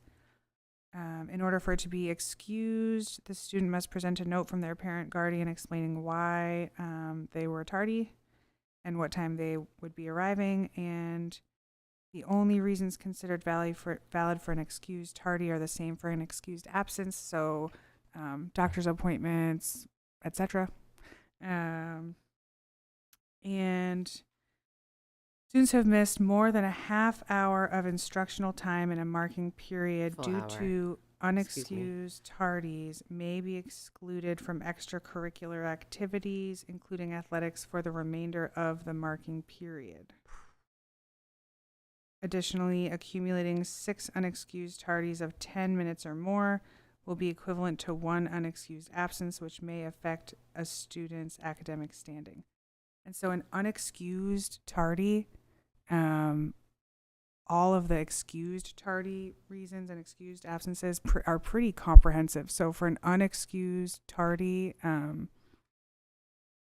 basically, now it will be equivalent to 1 unexcused absence, because there's really no reason that they should have 6 unexcused tardies. Any questions? May I add something here? Principal Scanlon Amy participated in the meeting where the policy, and so Annie led the conversation, and this is a change because, as she said, there were students who had 55 unexcused tardies last year, and that cuts into learning. It's disruptive for the other kids in the class. So I'm flagging, this is a big change. The procedures are pretty, that's kind of cleaning up the language, but that is a change.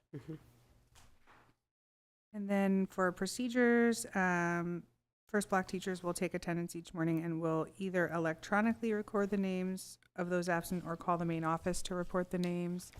Of course, if a bus is late, that will not count as a tardy. And the teacher and the main office will notify the teachers that the students will be late to class. Students considered habitually truant move to a new location. And this was, Annie is fantastic. And She's so She sure is. her sort of principles around all of these changes were really impressive, and talking about just how important it is for kids to be in school. Yep. And so I don't know if everyone wants to read this sort of themselves, but essentially just talking about how it's so important that they are learning in school, and that saying, oh, can I have the last 5 days of my child's work because we're going to go, the next 5 days of my child's work because we're going to go on vacation. It's just not the same to learn at home as it is in a school setting with this curriculum. And so it just sort of elaborates on that. And so to underscore the importance of being present, the school will deduct 5 points from the semester grade in each class for any student who accumulates more than 10 unexcused absences in a semester. For every additional 10 unexcused absences, another 5 points will be deducted. Additionally, 6 tardies of 10 minutes or more will count as 1 unexcused absence. And again, if you go back to all of the reasons that would be excused absences, to have 10 unexcused absences in a semester is pretty extensive. Yep. So, Yep. Any questions? Any feelings? Oh, I have feelings. I think there's going to be a lot of people who have feelings. If you drop your students off at school, you're going to see some changes. So, And, my feelings come because there are, and I know administration will work with students and families on this. I know that to the core. But quantifying and tallying and will just be interesting in its actual not follow through, as in it won't happen, but accounting the 10 minutes and having to change teachers' rubrics and gradings. This gets into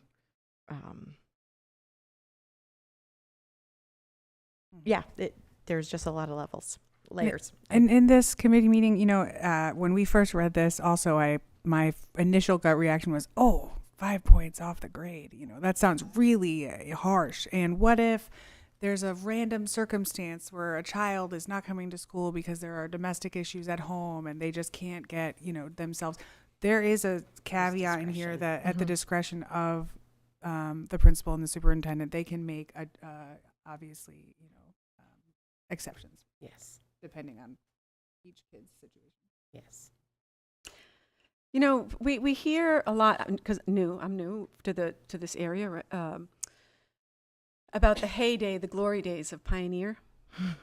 And I believe that everybody at this table wants a bright future for Pioneer. And I imagine that one of the emerging visions for Pioneer will be the small, academically rigorous high school. If you want your kid to go to college, you try and get your kid into Pioneer, because the academics are top-notch. We don't have tons of fancy choices, but the core academics, top-notch. We go outside and do environmental ed, we have athletics, we have arts. That's who we are. Small college prep school. You don't have to go to college, but if you come out of our school, we finally have this fabulous principal, right? She was really amazing the other night. Yeah, She's she amazing sure every was. day. We got to change our culture. You got to come to school. You got to come to school on time. And you got to work every day in every class.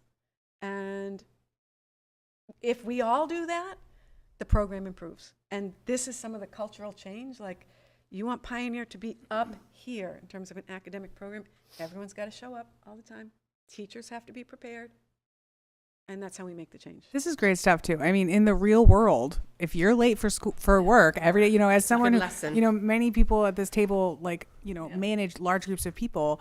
Yeah. And I don't know about you guys, but the work ethic among a lot of people coming in to the workforce historically in the last 5 years or so is very entitled, not having much, much of an expectation of structure coming from wherever they're coming from. We've And I gotta think this shift is it. great because all Yeah. these students will have Yeah. more rigorous structure and expectations, and that's like real life. That's right. We're just will be. resetting expectations. It's really good. And again, the principal will have discretion at her hand when there is something that needs to be addressed. Does, on page 8, under students considered habitually truant, CRA, second paragraph, second line, Oh, does that need to be spelled yeah, out? yep. Or is that- I'm going to put a note to myself in there. And I'm not, child requiring assistance. But is that, I'm going to put a note to myself saying, triple check it. Is that like the new chins? Check acronym and spell out. Okay, got it. Thank you for flagging that. And let's see, page 11. Oh, no, page 10. We just added for dismissal, students must sign out with the administrative assistant in the main office.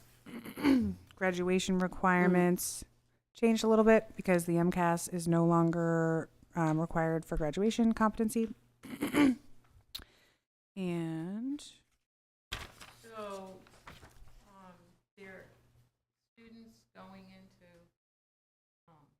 coming in the end of August, September, they don't know the graduation requirements until October 31st? We have our district graduation requirements by so those remain. The school committee will have to have a competency determination policy by October 31st. Given my initial reading of the state's guidance that they sent out, I don't know, last week or the week before, I think they're almost identical. So we didn't get that guidance until last week. You have to vote on that. There's no way we could get it done. And then, let's see, on page 12, we increased the amount of time that a student who withdraws from a course within the first 10 school days will not have a grade recorded for that course. After 10 school days, a student must gain the principal's permission to withdraw from the course. And the reason for this was because sometimes, is this correct, a withdrawal on your transcript looks, not great to colleges, and so they're giving kids a little bit more time Right. to determine that. Right. And 5 days may just not be enough to know whether or not this is not the right fit. And then page 17. Five classes, but class doesn't meet like twice. Yep. No, Oh, it's yeah. 10, it's 10 school days. I'm just thinking of this in my head now. But I don't believe our schedule drops. Did they drop? Did they? I can't remember. But 10 days, 10 school days gives the kids 10 much more time. yeah, They have more yep. time to go talk to the counselor, talk to the teachers. Yep. Okay. Okay, code of conduct, page 17, outlining the behavioral expectations and operating procedures for student discipline. So cleaning up some of the language and sort of making it more succinct, recognizing that each situation is unique. The principal has discretion to determine traditional discipline or restorative practices, and whether lesser or higher consequences will be issued based on circumstances of each situation. Repeated violations may result in escalating consequences, including loss of privileges, exclusion from extracurriculars, suspension, or expulsion. And just cleaning up some language below. I don't think there's anything new in Yeah. this. It was just cleaner, less wordy. Yep. So just kind of makes it more succinct. Yep. And then general disciplinary expectations Same. also just kind of cleaned up. Students should not bring items that are not directly associated with the educational program and could become a distraction. Staff will confiscate. Student may be subject to disciplinary actions. Same. All of these things are pretty much the same, just different language. Staying in their assigned spaces, not leaving those spaces without their teacher's permission. They have to sign in and out, indicating their destination. If a student is asked by a teacher to leave a school space for disciplinary reasons, they must go to the main office. Quick comment, make sure that when you, that section, the numbering. Yes, I will do. Yep, thank you. And then just expanding, at no time are students to open or go into any other student's locker, bag, or other personal property. Students are not to open or use a computer teacher's desk. Just little additions of verbiage. Suspensions in and out of school. Patricia's gonna just double check the appendix names in this section. And just clarifying that when, the behavior on school transportation, and just the process for requesting to be riding a bus other than the one assigned for them. Consequences for violations of transportation. This is just much more succinct, and so essentially it's all outlined in the tiered consequences section of the handbook, which we'll get to. Driving and parking privileges. So this is also just sort of clarifying the existing language. They must have a parking permit visible. They must only park in their designated areas. Seniors will have the spots closest to the school. They must abide by the speed limit. They can't pass moving vehicles while on school property. They are not able to, there's one little, number 11. Yep. May not Oh, transport. May not, not. May not transport unauthorized persons in their vehicle, and a lot of times these kids are driving with a permit Junior type license. junior license. Yep. JOL. So they are only allowed to drive with family members. Mm-hmm. Family members. And then if they are tardy 5 times in a marking period, they will lose their driving privileges for the remainder of the semester. I have a question about on page 24 about riding the bus. Mm-hmm. A student who wants to ride a bus other than the one assigned to them must obtain prior written permission from the main office. My understanding was you always needed to have a parent note. Yeah. Is that, but it's not in here. So Because that would be great if I didn't have to write a note for But my you- 10th could grader you to do a go. Parents, but you could do a written parent square. Yes. That would par- be, But that it would be a doesn't written note. say anywhere in here Okay. that I you, think so they- if, yeah. Like if the blue parent- notes at Northfield Elementary. if a parent, so if the parent permission, Of a parent guardian and the main office? I mean, I think it's, to clarify, I think it's great that we don't have to do that.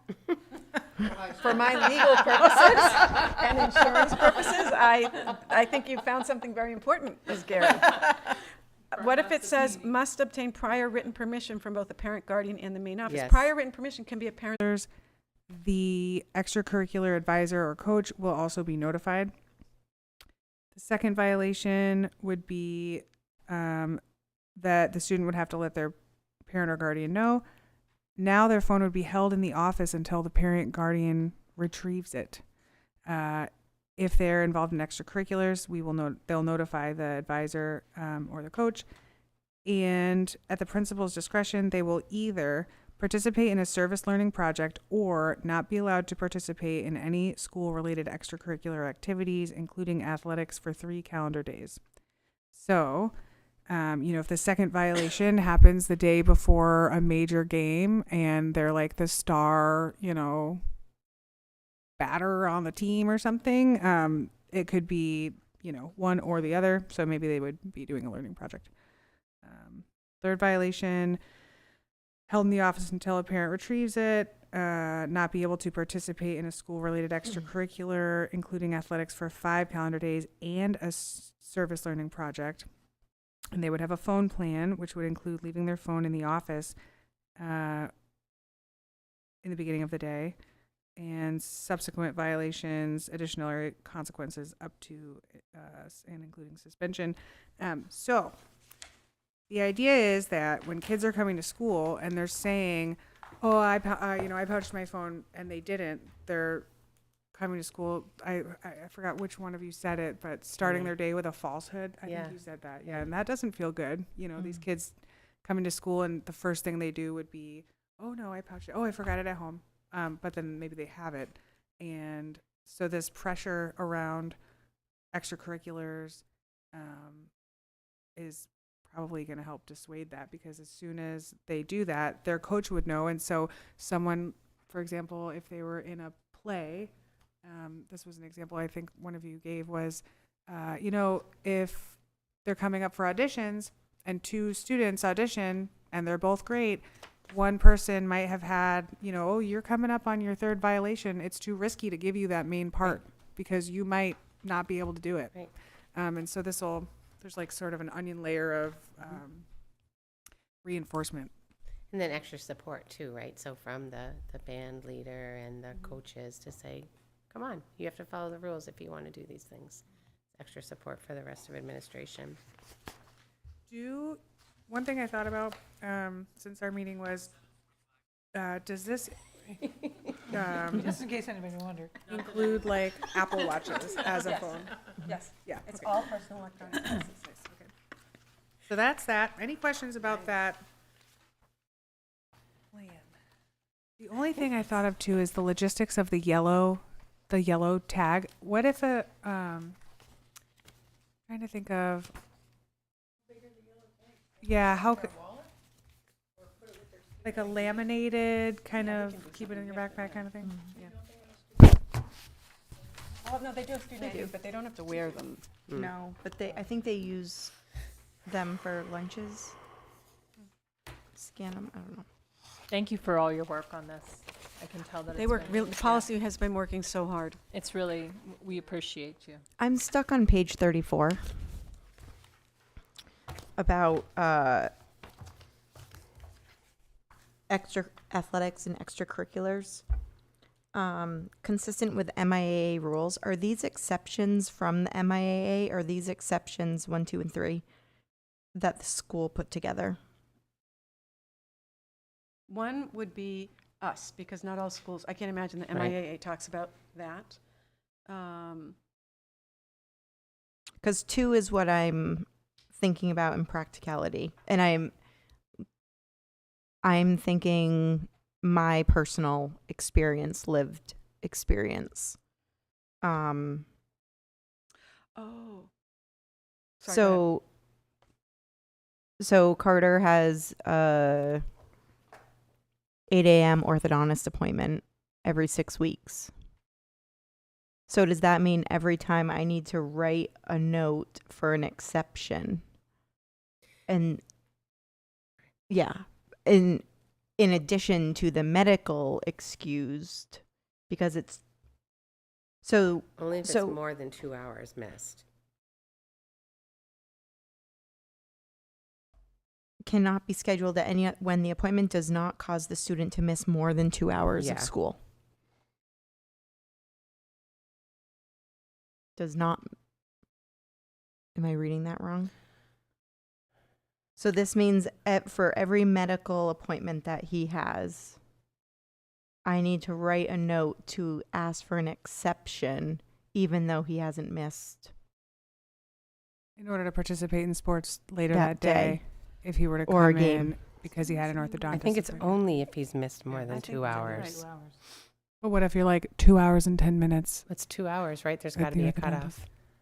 And then but a doctor's appointment with a written note at the discretion of the principal. Am I misreading it? I believe that were you to submit a Parent Square note saying, Carter will be out and, for a doctor's appointment. Yeah. He has practice today, the appointment will be less than 2 hours. That will suffice. And then only a limited number of exceptions will be approved. For a student each season. Mm-hmm. So But this was existing language already, and Right, how this is and how existing. much did that come up so that's as a why I barrier? was just. Well, I wonder. don't know if it was ever. I'm correct. I'm thinking right. If we're The going to have logistics rules, of it's going to that. be enforced. Yeah. Right. So, um, so that was just my question.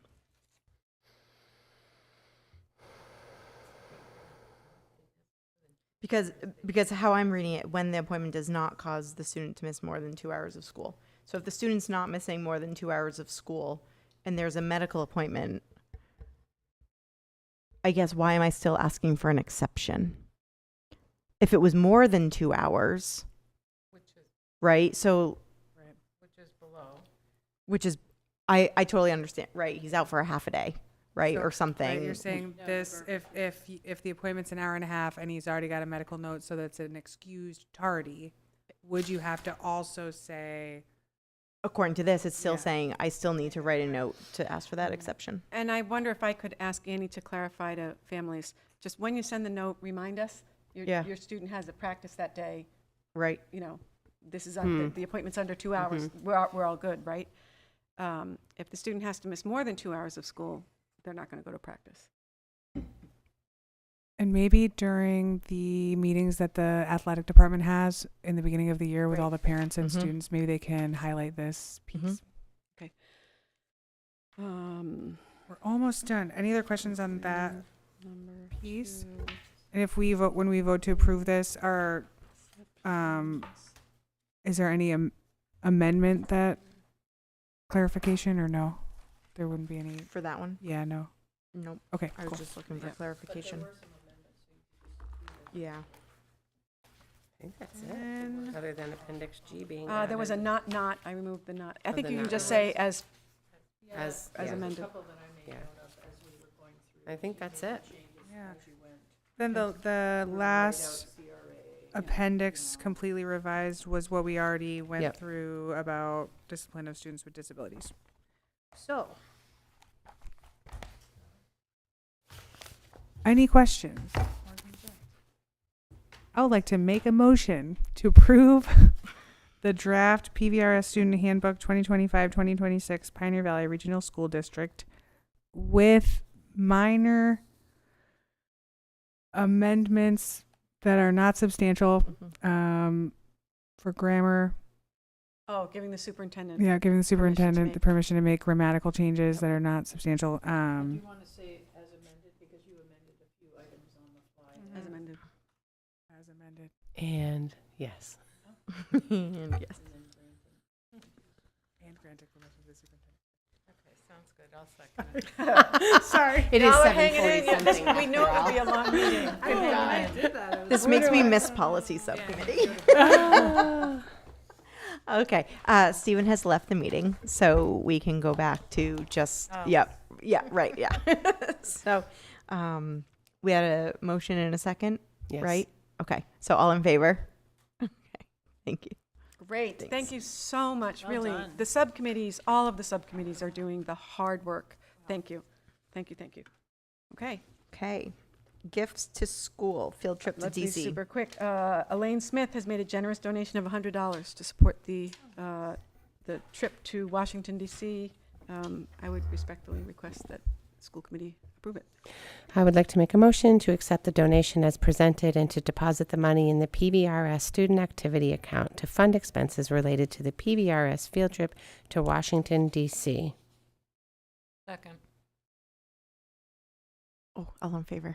Great, thank you. Thank you, Elaine Smith. Approved. Thank you, Thank you, Elaine. Elaine Yes. Smith. Okay, district agreement update from the 3 towns. There is no update. I did email them and requested a redlined version with explanatory notes and have not received that to date. And they're meeting tonight. And they are meeting tonight. Oh, good. Yes, I would have liked to attend that meeting, but What time is that? scheduled at 6. Yep. Winchester tuition agreement. Well, here's some great news. Winchester reached out and said they've gotten themselves squared away with Hinsdale. They would like to pursue a tuition agreement. We're the Nice. first district Wonderful. they Nice. approached. The superintendent came down. We had a great conversation. The District Agreements and Community Relations Subcommittee. Raina and Stephanie, you want to reviewed a draft policy We or did. draft agreement? We did, yes, we did. And it has been several days, so my apologies. But from my understanding, it was all very upfront and, you know, in line with our other tuition agreements. So I think, are we bringing that forward for the committee? The I'm trying to next step is recall. Winchester is actually talking about that, their school board is discussing that agreement in their Yes. equivalent of executive session tonight. So we drafted the agreement using, as you say, our Warwick tuition agreement, our Vernon tuition agreement, and we looked at the Hinsdale-Winchester tuition agreement, put them together. The subcommittee reviewed it, made some amendments. Taffy and I met with the Winchester-Hinsdale superintendent. Wonderful. He took that away. They are going to send us a response after their meeting tonight, and then we would bring it, I think, straight to school committee, unless there's something dramatic. I think we would bring it Great. straight to school committee for consideration. There's an Great. outside chance we get everything done. The subcommittee wisely put in language saying that Winchester will send us all of their grade 8 kids' contact information. In future years, that would happen in the winter, spring, so we could begin outreach. The kids who will be in 8th grade next year will be eligible the following year to choose schools. 80% of the kids have to go to Hinsdale. It's the 20% of the kids who are able to choose something else. Outside chance, we might get some of those kids for not this coming school year, but the following school year. Nice. Wonderful. Thank you. Okay, and moving up the executive assistant to the superintendent and secretary to the school committee. So as you know, Taffy has left a vacated seat for a the secretary or the administrative assistant, excuse me. And the job was posted internally, and we had a candidate that we moved forward. Patricia is passing around her resume for everyone to view. So we will meet on this in executive session. But it should be But- discussed yep. here, yeah, first. But we needed to discuss the applicant and the position before we get into executive session. And this is a position I confirmed with council the school committee needs to appoint, because the position, while serving as my executive assistant, is also secretary to the school committee and I think assistant district treasurer. So you make the appointment. The candidate is, as you are reading, Jen Regan. She came to us maybe about a year ago. Jen serves as the office manager for student services. She also works providing support in the business office. She has a long and stable history in public education. And some of our existing staff, including Taffy Bassett-Fox and Nancy Parlaclosh, worked with her in Hampshire.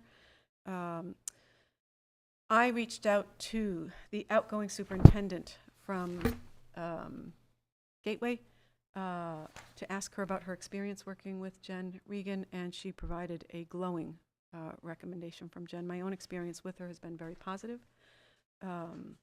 So Melissa and I reviewed the application packet. I shared my observations internally, and together we decided to bring her forward as the candidate.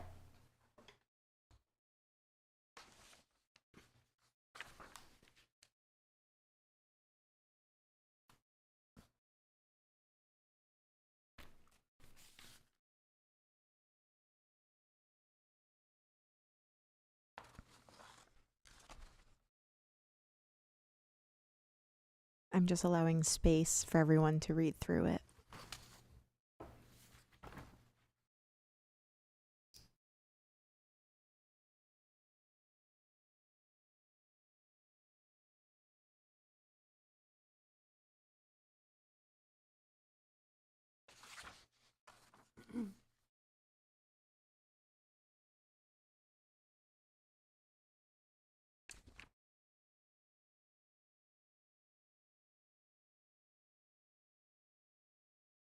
I just thought of something.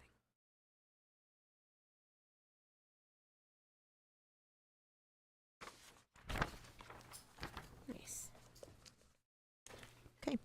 We will discuss more in executive session. Other business not anticipated by the chair at the time of posting. This is more of a process for the school committee to think about. I was watching another school committee meeting, and when it came to motions, you know how our motions are pre-prescribed, like in a memo or whatever? They had the chair read the motion, and then someone just seconded it from the committee, and then we voted. And so in our moments of who wants to make a motion, who doesn't, that can be eradicated, where That So would the be chair fumbling a always- motion. so Yeah, it wouldn't that'd be really fumbling helpful. over the motions. It would be so And I then read the someone motion. moves the motion and someone Correct. seconds So the motion. I would say, Yeah, I got it. executive session. So if that is something, Let's do that. Yeah, yeah, we should do. I thought everyone Yeah. would be agreeable to that. because I'm always fumbling. Okay. So I will be the fumbler of Oh, the motion. So yeah, that's fine. I can do this. But I thought of this earlier in today's meeting. I'm like, I should put this out to the committee Yeah, I like because that we could just It's a great move it idea. out. Okay with that? I'm okay. Yeah, I'm okay with that. I suggested that. So that being said, yes. So that being said, let's do this. we are moving this into Mass General Law, Chapter 30A, Section 21A, 2, 3, and 4, to discuss strategy with respect to collective bargaining with the Teachers Association and support personnel. If an open meeting may have a detrimental effect on the bargaining position of the public body, and the chair so declares, to return to open session at the end of executive session.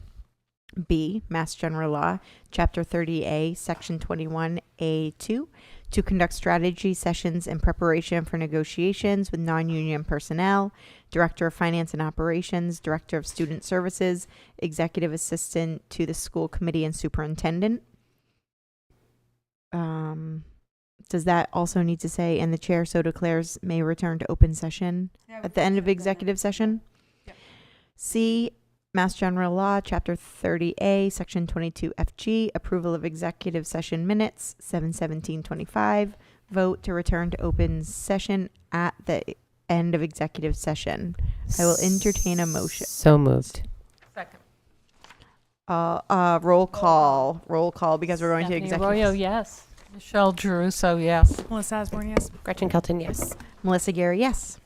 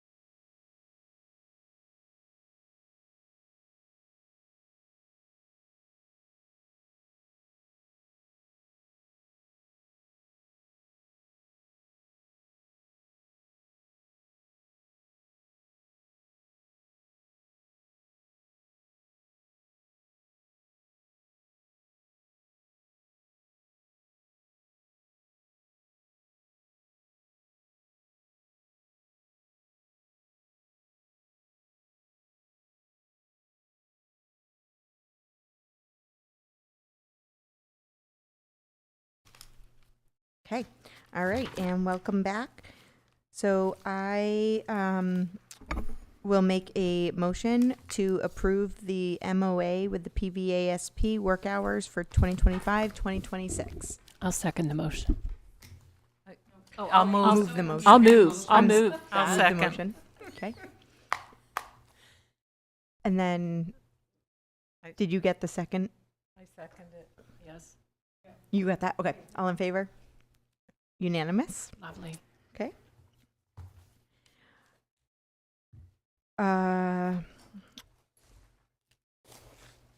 I propose a motion to approve the contract with the Director of Finance and Operations, Taffy Bassett Fox. So moved. Second. All in favor? And to appoint the executive assistant to superintendent and secretary to school committee assistant treasurer. Approve her also as the signatory to the bank pending contract negotiations. This is with Jen Reagan. Jennifer Regan. So I move. I'll So second moved. that. All in favor? Okay. All right. Thank you. And it is now 8:26, and I will accept a motion to adjourn. So moved. Seconded. Seconded, and all in favor? We unanimous. Okay, thank you. Yes.